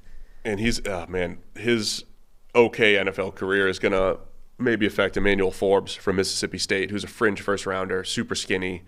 Deonte Banks is interesting. My production model doesn't love him, but the combine was out of this world. Yeah, and the combine matters a lot for corners, or at least in the way he ran. So I'd be okay with that. Yes. Are we going too corner heavy here? No, I mean corners are going to go. There's going to be a run on. I don't want him over Branch though. Branch is a better football player. Okay, Brian Branch is going to be a top 10 non-quarterback in this draft. We'll draft Brian Branch then. All right, let's get him at 16 then. Brian Branch going. I can't let him go. Can't let Deonte Banks go ahead of him. Pittsburgh. Now, Steelers, they've been talking corners in Pittsburgh and also tackle. They invested at right tackle, but left tackle could still be an issue. Dan Moore. Yeah. Brought in Sayamalu as well, right? That was another piece of news I think that happened that we didn't talk about. Oh, yeah. Sayamalu? Yep. Yes. So where does he fit in on the old depth chart? Left guard. They got all sorts of guards everywhere. They're going to flip him to the left side. For some reason, they don't love Kevin Dotson at all. Another one of those. Our grades, not that our grades are great, but I think we like Dotson a little bit more than the rest of the NFL. The offensive line's coming together in Pittsburgh. Do they want to go tackle here? I don't know if there's Anton Harrison's next on the consent. I'm sorry. Is it Broderick Jones or Anton Harrison? Harrison and Broderick Jones, pretty close on the consensus board coming up. Do you want to go tackle here? And then the other spot is cornerback, even though they bring in Patrick Peterson. Ahkello Witherspoon's there. He's struggled in Pittsburgh mostly. I think they'd be a live option for the edge rushers as well. Again, the Tyree Wilson thing would make a lot of sense here. Lucas Van Ness, like not just because of the colors, the uniform colors at Iowa, but like very Pittsburgh type of player. He is. I don't know if he fits. Does he fit their system, though? They don't do a whole lot of edge interior hybrid types. They're more edge the old school like edge linebacker, they rush backer types. Van Ness is more. He's a power edge to me that can line up inside, and he would be intriguing with Alex Highsmith and T.J. Watt there. Right. I just don't know if that's something Pittsburgh does schematically. I mean, they drafted one in DeMarvin Leal, who they're basically saying, no, you're an interior guy now, do that, and he's not been good so far. I think they've got those types of players on the roster. I mean, Van Ness is he's closer to their old school 5 technique, but he's too small. He's like he's not really that, though. I'll tell you who would be intriguing here, if you want to add edge depth, is Nolan Smith from Georgia. To me, as the undersized, like Jarvis Jones coming out of Georgia, who they drafted in the first round back in 2013. Nolan Smith, what? That didn't work. Jarvis Jones like 250? Whatever he was. He wasn't really undersized, was he? I mean, he's undersized for a hand-in-the-dirt edge defender. 6'3", 250. Yeah, he's more of a rush backer size than a hand-in-the-dirt defensive end is what I'm trying to say. That's what Nolan Smith is. He'd be intriguing here. I don't know if they need it necessarily. They don't need T.J. it. Watt, Alex Highsmith, do you want to roll 3 deep at edge? Yeah, you could consider it. This is one of those few picks. I mean, we've been struggling for draft picks since like pick 6 or whatever. This is one of the first draft picks to come along where I think the Steelers would be elated with this selection. Like, they have half a dozen guys that they would probably like to draft at this spot and just pick your favorite. I'd be intrigued by Smith. I'd be intrigued by Deontay Banks from Maryland at corner. I'm not sure on the Lucas Van Ness fit, and we're getting closer to Tyree Wilson's allowed to get picked. And then either of those 2 offensive tackles I think would be live options. Harrison from Oklahoma, Broderick Jones from Georgia. What do we think? Pitt would trade down. Yeah, of course. Everybody would trade down. Somebody's got to trade up. Yes. I don't know who's trading up here. Though theoretically, everything I just said about the good situation this is for Pittsburgh applies to other teams as well. So they might have trade options. Yeah, especially from our lens. By the way, there's probably somebody on the consensus board or the PFF board that's ranked in the 40s that somebody would want here in the first round. Yeah, I mean, so for example, just the PFF, the mock draft sim, the options that I have might be different to the ones Tyler's scrolling down at the moment, but I have the Giants at 25 interested, the Bills at 27. That, for all the edge rushers, is interesting. The Bengals at 28, the Saints at 29, which again, the Saints is the classic. The Eagles at 30 and the Chiefs at 31. So those teams are potentially interested in trading up if we were trading out. Oh, on your sim, they're all they're all calling. Does Tyler have Buffalo there? Is that one of his suggested teams? I can't make out what he's got there. No, it doesn't look like it. But Buffalo trading up for Tyree Wilson or one of those edge rushers that's a move I could see happening. Would you make that if you're Buffalo? Probably not, because I just wouldn't trade up for anybody that isn't the I know, but do we do this just for entertainment's sake? Yeah, why not? Yeah, let's do it for entertainment's 17, sake. 27, and... Do I have Buffalo? 91. So Buffalo, 27. And 91 gets you to 17. And 91? Yep. Hey, why not? Done. Let's do it. And then Buffalo drafts Tyree Wilson. I've handed the reins to someone else to run the Bills for this.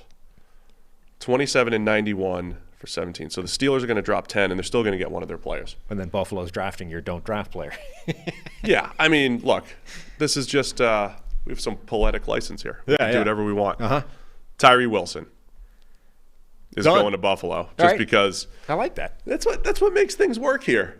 I think you have to go rogue for 2 or 3 picks. You know it's a good move. Do something you wouldn't do. You know it's a good move when your voice goes high pitched and squeaky trying to justify it. But that screws up. I had a huge plan for Buffalo at 27. Yeah. I was going to make a huge proposal for a fit for them at 27. Okay. Well, maybe they can trade back into 30 or something. Okay. Make it happen. All right, anyway. we'll talk about it then. Detroit's back on the clock at pick 18. And so they've already taken Jalen Carter at 6. I was going to say, who did we give them the first time? Jalen Carter. Deontay Banks here, that's the kind of move. Like, you already secured cornerback depth. You secured the secondary in free agency, so you didn't have to force one at 6, hoping that maybe the right guy would be there when you pick again at 18. And I think Banks is in that category. I would agree. We've played the receiver market here before, too, and gotten pushed back with Jordan Addison or something like that. The other guy I'll throw out there, Lucas Van Ness, is the top available player.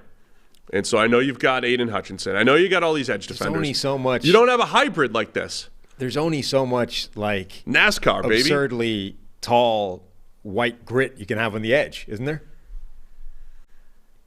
No. No? There's not too much. Okay. There's not too many that you can have. I like Deonte Banks, though, as a play. What 18 on the combination of players that would be. Van Ness and Aiden Hutchinson. Yeah, think about giant tall guys, one of whom has stumpy little arms, the other of whom has this weirdly specific combine profile where his explosive numbers were awful and everything else was great. And Jalen Carter. Jalen Carter is on the roster. Yeah. And James Houston, 7th rounder with like 7 sacks on 100 pass rushes. Yeah. And Josh Paschal. And Charles Harris. A lot of players. That might be too many for the edge room. So Deonte Banks can be our developmental corner to take over for Emmanuel Mosley next year. Compete with Emmanuel Mosley. Yeah. I like that. All right, let's do think that. That's a great Deonte pick. Banks from Maryland going at 18. We're closing in on 2 hours here. Can we wrap this up? Seems unlikely. It's getting ridiculous. Bucks are on the clock at 19. I would have taken Tyree Wilson if I was them. It's too late now. Yeah, it is. Bucks now need a starting tackle. So Broderick Jones and Antoine Harrison could be in play there. Do you just get the tackle? And this is the problem when you have to release players. You have these other needs on the team, but all of a sudden it's like Tampa Bay is probably just trying to get out of here with a starting tackle and move on with their life. Yeah, I mean, the flip side to, being able to build your team in free agency and not going to the drafts with weaknesses is when you have to end up cutting guys, you create holes that weren't there before. So holes have been created. Whether or not they move Tristan Wirfs to left tackle doesn't really matter. Their current offensive line, there's 2 guys that they trust. Tristan Wirfs at tackle, whichever side. Ryan Jensen at center. The 2 guards look like Nick Leverett, Robert Hainsey. Right now, Luke Godicke, who struggled at guard last year, might be the right tackle. He was a tackle in college. It's a massive need. Yep. You just grab the tackle and get out of here. Mm-hmm. We'll go with the consensus board and Antoine Harrison. Okay. Over Broderick Jones, or do you go Broderick Jones? Let me pick. I like Jones a little bit better, but I'm okay going either. I think I like him better too. Let me see Jones? what the numbers tell me. The numbers. What does the model say? We haven't talked nearly enough about the model in this draft. Well, there's still we were missing some data points. I also don't want to give everything away because the model might be exclusive for PFF IQ. Oh, I see. So can't give away everything here on the show. We have people that listen. Broderick Jones. Oh, wow. So I thought coming into the year, Broderick Jones was a model guy. But that seems to have tapered off a little bit. Yeah. Looks like Antoine Harrison. Looks better. So Anton Harrison, tackle from Oklahoma. DeJuan Jones will be interesting. Once I get some more workout numbers from him, he'll jump back up. But he took a hit by only doing a couple things at the combine. He'll improve his numbers, I think, and improve his model stock. He's one of the players that I can apparently still run faster than in the 40. Yeah. That hurts. But still. That hurts the model. He's literally Antoine Harrison going to the Bucks here to play tackle. Put him at right tackle. He literally also outweighs me by more than me. Yeah. Like 2 of me is less than him. All right, Seattle Seahawks at 20. I just love that we only have to do 31 picks. Thank you, Dolphins. It's great. Forfeited number 21 or whatever they would have. Thank you for the tampering. Yes. Seattle Seahawks at 20. Okay. Already took Will Anderson at number 5. You can look to the interior. Brian Brzee is still there. That makes sense for them. He might be on the list. The don't draft list? Might be on the risky list. Yeah. You're such a hater. I'm just saying 33rd percentile model guys have a 0% hit rate. 33rd percentile. Yeah. That's bad. Now, I try to go back and look for explanations why. It's a small sample size for Brzee. He's a pretty good, I can understand he's a pretty good pass rusher, struggles against the run, he's high cut, gets knocked off the ball pretty well. It's going to hurt him. He's also, I don't know, is this folded into the model? Because you were a big, 5-star recruit guy back in the day. That was one of your things. Haven't folded that in. Haven't folded it in? Haven't folded in recruiting status, right. No.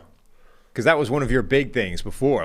This guy was a former. I would always take former 5-star recruits, just in case. And he's worked his way through some family, off-field stuff. Dealt with some things. So I don't want to be that harsh and say on the no draft. But so I've made this point before that Seattle really needs some receiver that can work the middle of the field, the slot, the inside. The DK Metcalf, Tyler Lockett thing, those guys are incredible. Neither one of them works the slot. They don't have a slot receiver effectively. Jordan Addison is still on the board at 20. He can play inside and out. Even if you're like concerned about his size and his speed, none of that matters in the slot. So I agree. Listen, you know me. Present a wide receiver option. I'm not saying no. You're in. However, you did say middle of the field. Yes. Michael Mayer is there. Is 20 too high for him? Maybe. But he reminds me a little bit of Pat Freiermuth, who comes out a couple years ago, and it's like, he's not Kyle Pitts. He's not Mark Andrews. Pat Freiermuth has been a very productive tight end. Yeah. Very productive tight end. I think Michael Mayer is going to be as well. I think he ends up as a top 20 to 30 player in this draft, even if he ends up in the second round. I don't know, and I would certainly rather have Addison than Michael Mayer. All right. So, I mean, your other option, Zay Flowers is there. We've talked before about how I'm not in love with him. Certainly would have him lower than Addison. Other options, there's not really any other slot you would take this high. And then it's that or defensive lineman. Model does like Addison. Loves Smith and Jigba the best. Yeah. I will say I'm surprised. I gotta check this thing. Model loves Jalen Hyatt from Tennessee. Okay. I mean, and I know there's some redundancy there, but maybe just a pure deep threat and some Lockett DK insurance. It's the same as the conversation we had with Hendon Hooker. Like, it's abstract. The evaluation's tough. It's abstract. I wouldn't take if the evaluation is entirely abstract, I can't take that guy in the first round. I just can't. So I couldn't take Hyatt or Hendon Hooker in the first round because I cannot project how they are going to perform from that offense into the NFL. Well, I'll bring it up next when the Chargers are on the clock and they need speed. But Addison, I'm good with Addison for Seattle. Addison's the guy. So Jordan Addison, USC through Pitt. And by the way, even though his workout numbers were not good, I think that's a freaking steal. I think Addison's the best receiver in this draft, and I would be surprised if he wasn't a good NFL player. To get that at 20 after 2 receivers have already gone, I think is a bargain. Yeah, I also think the fragility of that receiving core, too, with Lockett and DK, you don't want to deal with that. Addison fills in for them if they get hurt. He plays in a 3-receiver package. Again, don't have to convince me. All right, the Dolphins forfeit their next pick. Chargers are on the clock at pick 21. Let's go Chargers. Where are they going to go here? So a lot of edges are available here on the big board. Broderick Jones is there at tackle, right? We still need a starting right tackle for the Chargers. Is that correct? So they brought back Trey Pipkins. They've also got Sawyer. Sawyer kicks into guard. Right, one Pipkins, of those two guys is going to play guard. The other one's probably going to play tackle. I think they're good. Pipkins is okay. Ugh, whatever. I don't think they're going to draft one in the first round would be my point. They just need so much speed. I don't know if you have to attack it here, but they need speed. Yeah, the problem is where it's coming from. Addison doesn't have any. Zay Flowers, speedy-ish, not really what you're looking for. Here's a crazy one. Austin Eckler wants a trade. He does. Bijan? Is this where Bijan happens? In real life, is this where Bijan happens? I mean, forget real life. I don't hate this as a concept here generally. Oh, no. I'd have to revoke ultimate access if you agree to draft a running back in the first round. Again, my 2 criteria is contract, 21, fine. Contract is this count technically as pick 20 or 21? 21. 21. Oh, yeah, sorry. The forfeited pick counts as nothing. This is the 21st pick in the draft. So the 21st pick in the draft, contract-wise, that's fine. Like, Bijan is not going to be an expensive running back for his entire rookie contract at this slot. So that part's good. You can take him at 21, you're good. The second part is opportunity cost. What did you leave on the table to draft a guy at this spot? And right now we're looking at a bunch of defensive linemen, most of whom are on the edge rather than the interior, so that's not really where they're looking. The offensive tackles, we've decided they're probably okay there. Michael Mayer, the tight end, or shoehorning a wide receiver in because he can run fast. I think Bijan might be the pick. If he's the guy, if he's Adrian Peterson 2.0 with pass catching skills, that's worth this pick. How much do you play to, Kellen Moore is going to run the ball X amount of time? He's like dead smack in the middle in all. Not if you listen to Mike McCarthy. Oh, that Kellen doesn't run the ball enough? Doesn't want to. Here, I got a quote. I dug this. I forget where this is from. He ran the ball enough. I forget where this is from, but I threw it into this thing just so I'd have it to talk about at some point. We never got around to it. Mike McCarthy, quote, "I've been where Kellen has been. Kellen wants to light the scoreboard up, but I want to run the damn ball so I can rest my defense. I think when you're a coordinator, but you're in charge of that offense." That doesn't make sense as a sentence. Being a head coach and being a play caller, you're a little more in tune with everything. I don't desire to be the number one offense in the league. I want to be the number one team in the league with a number of wins and a championship. And if we got to give up some production and take care of the ball better to get that, that's what we'll do because we have a really good defense. So essentially he's saying Kellen doesn't understand why we run the ball. All right. I'm not getting into that right now. I mean, it's one of those things where there's probably kernels of truth and the idea of like understanding game flow better as a head coach, but at the end of the day, if you score more points, it's better for your defense. Yeah. At the end of the day, score more points. Generally, though, now, maybe Kellen's going to run the ball more because now he's the head coach. Or not, now he's in charge of the offense from – actually, no, never mind. I've just assigned him a position that he doesn't even have. Carry on. He's just got the same offensive coordinator position, so. Yeah. Anyway, my point being, I think Bijan makes sense here. Oh, man. If Bijan isn't the pick, right? If Bijan Robinson is not, you can't draft him there. Give me an alternative. I mean, I would take Michael Mayer over that. He will make such a bigger impact on this offense than Michael Mayer. Get out of here. He will. A good tight end versus elite running back. Yes. I don't know, man. At least Mayer will stretch the middle of the field a little bit. Gerald Everett, a little bit less pressure on him. Will he? Yeah, seam guy. He's a good seam guy. Contested catch guy. Herbert will trust him, be a little bit more aggressive. I need Herbert to have players that he trusts. I don't want to take Zay Flowers at this point. I mean, I don't want to take the speed receivers at this point. Then give him some guys that will get open, not guys that win through being larger. Tank Dell, you get all these receivers later. So I'm fine with not going that way. It's just going to feel bad when like Bijan's not better than Austin Eckler. I don't think he's necessarily going to be better than Austin Eckler. It's going to feel like a lateral move. He might be. He might be, but it's going to feel like a lateral move. He can certainly take on a heavier workload than Austin Eckler. But it's a lateral move that's being forced by Eckler looking to get traded. Yeah, maybe. But it might also be an upgrade. Whatever. Just do it. Yes. Because we're having fun. It's not my job. Draft Bijan Robinson to the Chargers at 21. I brought it up. It's my fault. Ravens at 22. Where do the Ravens go here? A million edges on the board here. Mm-hmm. Haven't they drafted edge in the first round the last 10 years? No, it was 2 years ago. No. It was 2 years ago. They're this could be a good spot for them. Get more pass rushers.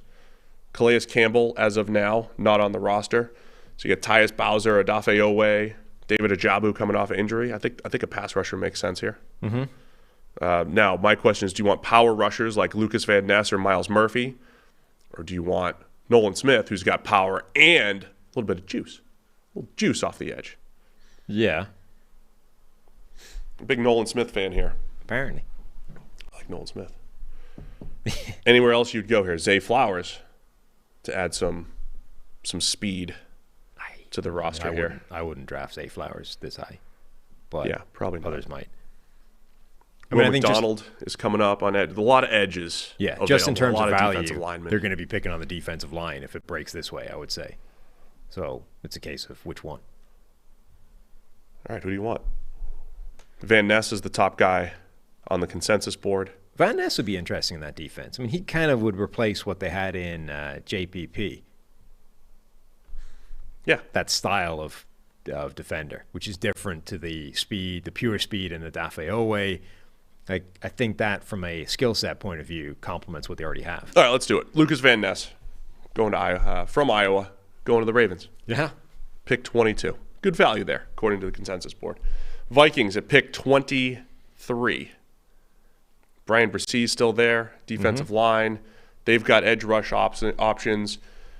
Where do you think Minnesota could be leaning here? Another one. Do they want more receiver help? Man, I just don't love receiver value yeah, here. Don't love it. Another one of those teams that needs pretty much everything on defense. again, who's your favorite defender? I think they could draft him and it would make sense. Marcus Davenport, Donnell Hunter there. Zadarius Smith probably going to be gone. Maybe, though they appear to not be doing that. So I think you could probably work on the basis that edge rusher wouldn't be where they were targeting, but anywhere else in defense makes sense. Offensive line, they're surprisingly solid right now. I mean, certainly a tackle, which is certainly a tackle where the value is. So you scroll down, you've got cornerback options, Cam Smith and Emmanuel Forbes. If you want to go that route, somebody opposite Andrew Booth. Arguably really reach a little bit. I mean, this is a team that would look to trade down from this spot, you would think. Is there anybody on the board? So here you go. Here's a trade that makes sense. New Orleans are looking to trade up. This is what they do. Always. This is where we just play the And the value is defensive line, where the Saints are badly in need of help. So if the Saints traded from 29 to 23, gave up, pick 115 to make that happen?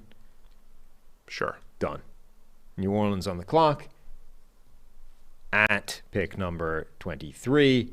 And who's the edge or who's the defense? So 29 and 115? Yeah. For 23? Yep. Offer trade. All right, Saints are on the clock at pick 23. Look at us, wheeling and dealing. Uh-huh. This is what the Saints would do. Nolan Smith, Miles Murphy. Feels like they'd be more of a Nolan Smith or a Miles Murphy type of guy. Nolan Smith type of team. Yeah, let's go Miles Murphy. All right. See? It's easy. Saints traded up for Miles Murphy. Need an edge defender. They just go get their needs. That's what they do. Mm-hmm. What else do the Saints have there now? It's not much now. Carl Granderson, the guys that they haven't had work out yet, and Cameron Jordan still. Cameron Jordan's coming. Yeah, Granderson, Tano Passignon, Peyton Turner. But they need more there. Yeah. So they did it. Jacksonville, 24. Where do the Jags potentially go? Tackle. They just lost Juwan Taylor. Oh, yes, they did. They wanted to re-sign him, but they were unable to. Walker Little. They expect Walker Little to step in, though. Sure. But we're the GMs again, even though we just gave up GM reins to the Saints to make a trade up. Definitely wouldn't hurt to have contingency in case Walker Little doesn't play particularly well. Also, you're still, like Cam Robinson is kind of trucking away at this above average level on quite a lot of money. You know, future-proofing that wouldn't hurt. Okay, I'm also going to throw Michael Mayer's name in here as well. Every pick. Yeah. I'd go Broderick Jones at tackle. All right. I'd be fine with that. Let's do that. And then there's some DeJuan Jones potential suitors coming up soon. Mm-hmm. Broderick Jones going to the Jags. Right tackle, potential starter, compete with Walker Little. And, you know, at least provide some insurance there. Giants are on the clock now at pick 25. What are we doing to build around Daniel Jones in New York? Just brought Darren Waller in. What else do the Giants have to do? I mean, the Giants they still need to keep adding playmakers. This is a spot where Zay Flowers would be interesting, but how much capacity Wandale is there? Robinson, Harris Campbell's there now. Right. Darius Slayton is there. How much capacity for gimmick is there in one offense? If any offense could make it happen, you know, Brian Daboll would feel like the one, but that still feels difficult to cram in. What about just edge defender opposite Kayvon Thibodeau? Yeah. Azeez Ojulari, not much else. Nolan Smith would be a good pick here. I like Nolan Smith. Take that chance. Coming off the injury, but he ran incredibly at the combine. I'm ready to make the comparison. He reminds me a little bit of Von Miller in because what does Von weigh? 240? 240 something? Yeah. Like Nolan Smith at about 235 can play with power, with pop in his hands. I wanted in my head to say 248. It was 249. Oh, 249. It was a pound out. All right, so he's definitely not as heavy as Von Miller, but he plays with like pop in his hands like Von has. So I think Nolan Smith can play the run and rush the passer. Give me Nolan Smith. Done. To the Giants. You're good with that. Sweet. Dallas, pick number 26. I don't think they need to force receiver anymore. Oh, and yet here, Michael Mayer is sitting there at a spot where it actually makes sense, and you're like, oh, it doesn't need to happen here. I was about to say that. I would take Michael Mayer here for Dallas. Yeah, well, let's do that. Michael Mayer and Brandin Cooks. Simple. All in 2 days. I think they could also go Brian Persee here. I think that would make some sense for them. Shore up the interior of that defensive line. He just get moved off in the run game like every other defensive tackle that they bring in. Yeah, maybe, but it makes sense for them to try and attack that. But I think Michael Mayer does make a lot of sense there. All right, so we're going Mayer. Michael Mayer going to Dallas at pick 26. Now Steelers are on the clock at pick 27. Did we play it the right way? Do we still have enough good options here? I mean, a lot of the players we liked are gone, but, you know. Yeah, I don't know if there's enough. Well, so at 27, that's a spot where DeJuan Jones could come off the board. Right tackle, upgrade from Okorafor. I don't hate that. Maybe, is it a little rich with DeJuan Jones? Maybe, but I'd be fine with that pick. The other place, because we took all the corners and we're going to make the corners go higher. Emmanuel Forbes or Cam Smith. Mm-hmm. Look, it's not really a reach or anything like that. That's just that would be a fit. Yeah.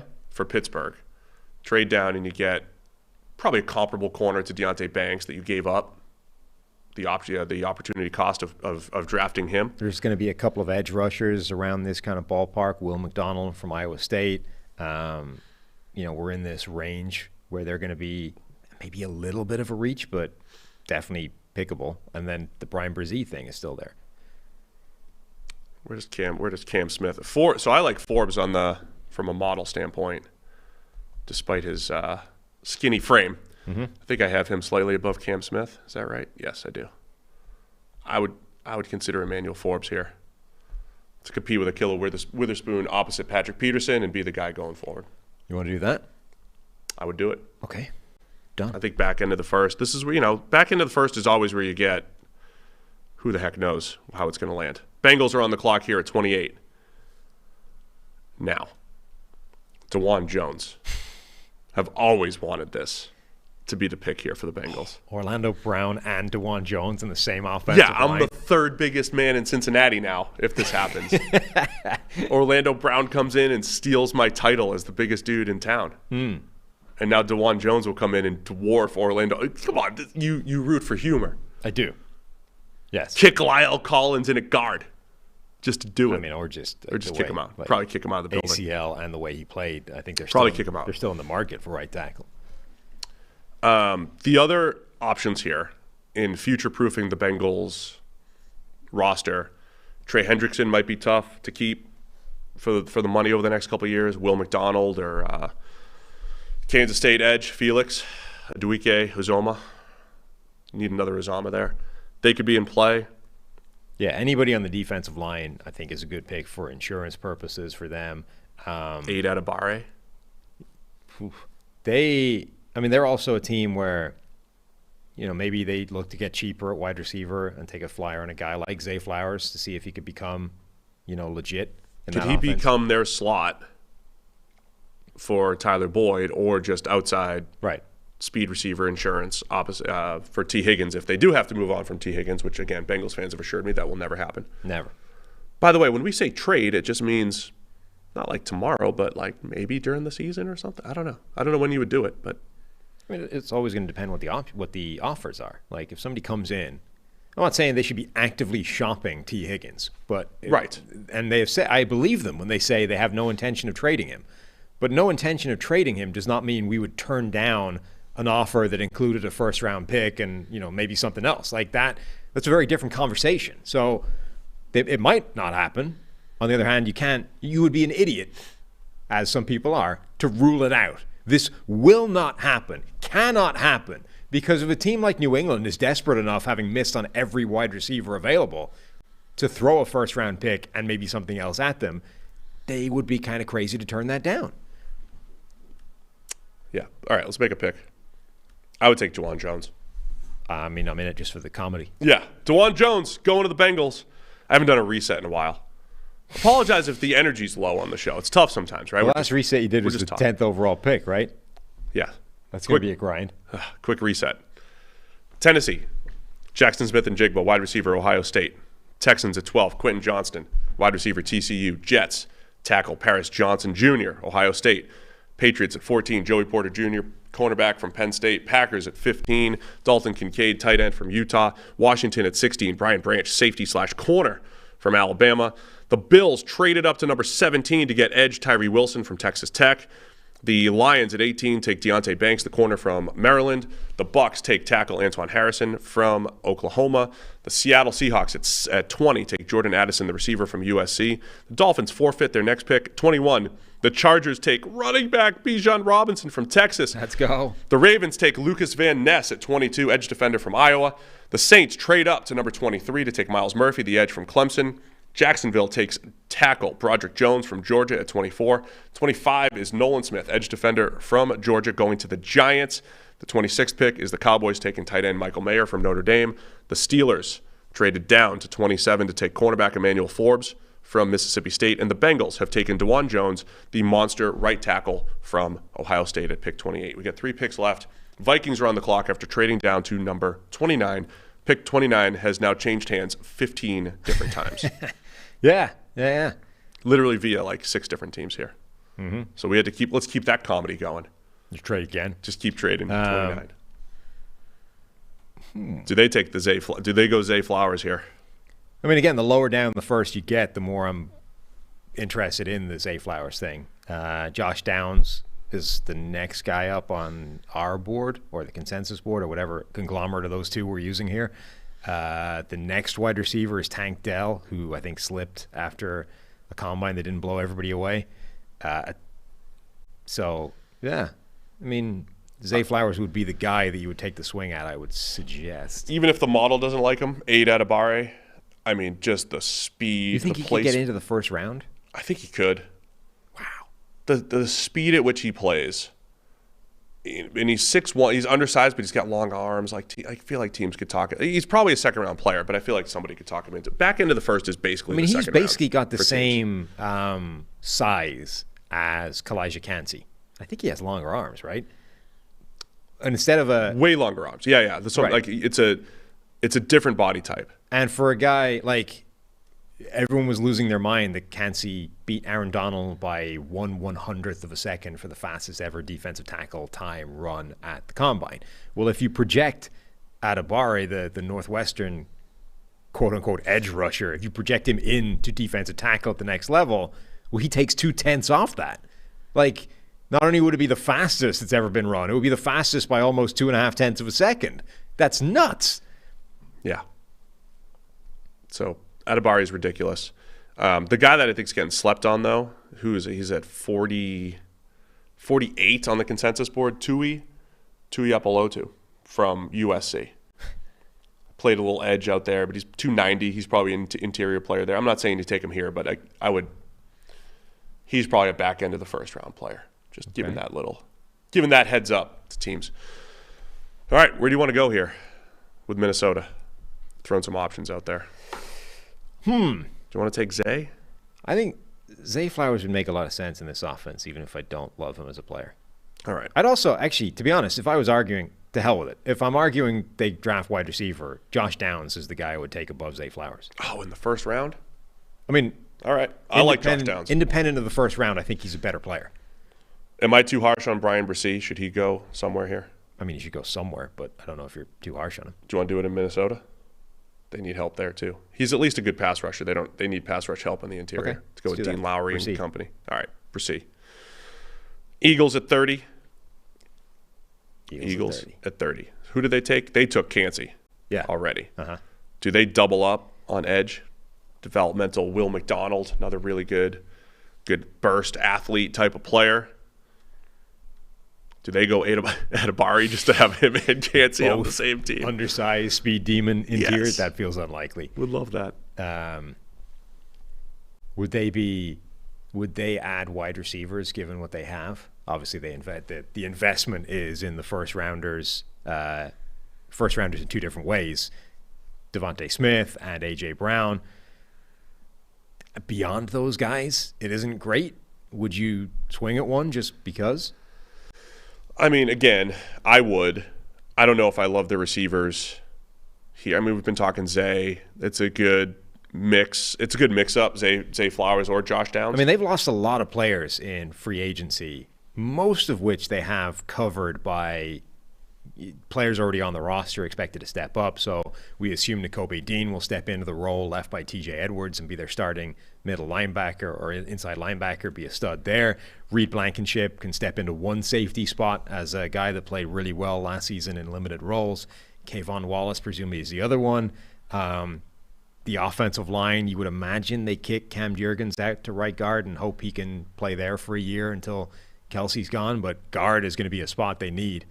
Like, did they bring in an Osiris Torrance? Oof. Maybe he starts day one. Even if he doesn't, he starts next year. Oh, yeah. Yes. Let's get Osiris Torrance at right guard. Okay. Let's put him in there right now. I was going to suggest maybe Luke Musgrave at tight end too. Yeah. Because they run those 2 tight ends, have him opposite Dallas Goedert, develop him for the future. But no, I think you got a need and value, I think, matches up here. Okay. Give me Osiris Torrance. Done. All right, Chiefs. Last pick. At 31. Pick number 31. Give me any of the receivers. They'll all thrive here. All the receivers or the edge. I mean, the edge rushers make sense too, right? Even though they Yeah, another year where I think edge rusher makes sense. And for me, building around Patrick Mahomes, the receivers always make sense because rusher. I want to make life so difficult for opposing offenses, defenses. Edge rusher for them is a classic example of, look, you've invested in it. The worst case scenario is you end up with one more good player in a rotation, which is a good thing. Yeah. Like Charles Omenihu, who should be a good player for you. George Karlaftis was your first-round pick last year. Hasn't shown a ton so far. If he takes a big step forward in year 2 and you draft a guy that's good in the first round, that's not a bad problem to have. So to me, like the worst case of drafting a guy at a position you've already dedicated resources to when it's an edge rusher is not a bad thing. Thule would be really good for the multi-gap defense that they're building here. 290 pounds, again, played edge or the interior at USC. I know the consensus board doesn't like him as much, but just throwing that out there. Do you want to go edge? I would go edge. Will McDonald or Felix Anduike Uzama. I'm going to say his name differently every single time. I know, I've noticed that. One of them will be right. So there's always a cheat way to say these names, right? Like Adebawore, people are just calling him Anudike Uzama. They just call him Aid Adebawore, just to avoid the first name, right? Aid. What's the cheat way of saying Felix? FAU? Call him FAU. So Felix from Kansas State. FAU. That's the guy I would draft. Let's do it. All right, done. Look Sold. at that. Whole mock draft done. It only took us. 7 Here we hours. go. Great in our draft. How do we do? What do we get? Any picks that were good? Any good draft? Where's our grades? Full results. I don't think you get a grade for just the full result. You don't get a grade doing every everything. team. All right, so we'll save this image. Look at that. Looks great. We'll save this image. We'll tweet it out. You guys can hate it all you want. I think it shows the difficulty in drafting because half the picks I didn't love. Oh, okay. I mean, I think this draft was the most interesting one we've done in a while where you saw the sort of hard cutoff of when it gets difficult. Like, we took the quarterbacks off the board, 1, 2, 3, 4. That was easy. And then you get the 2 blue chips, Will Anderson and, the asterisk next to Jalen Carter. And then you hit number 7 and you don't love any option. And that's the same for like the next 10 picks. And then you reach like the 20s again, all of a sudden the value comes back to you. Yeah. Yeah, it's tough. But I think we did well for a little over 2 hours. That was fun. Philly, by the way, I don't know if this is an Eagles fan thing or I have yet to come up with a mock draft that Eagles fans haven't hated. Well, that's a Philly thing. Okay. Of course it's a Philly thing. That was like the year I kept giving them a corner, and they're like, oh, we don't need corners. And the next year it's like, oh, we need 3. I mean, look, Kalijah Kancey is one of the most exciting players in this draft, and then Osiris Torrance is arguably a starting guard for you, and if not, he future-proofs the strength of your team on the offensive line. It might not be flashy, but if the Eagles come out of this 2 first-round picks with a defensive tackle that can rush the passer and a starting lineman, you'd be kind of crazy to be sad at that. Yeah, I think it was good. Anyway, it's it's the thought exercise here that is fun. You think about what the options are, what teams could do, what we might do. We cheated a little bit and traded up with teams that may have done it, and it was a lot of fun. So that's all we have here for today.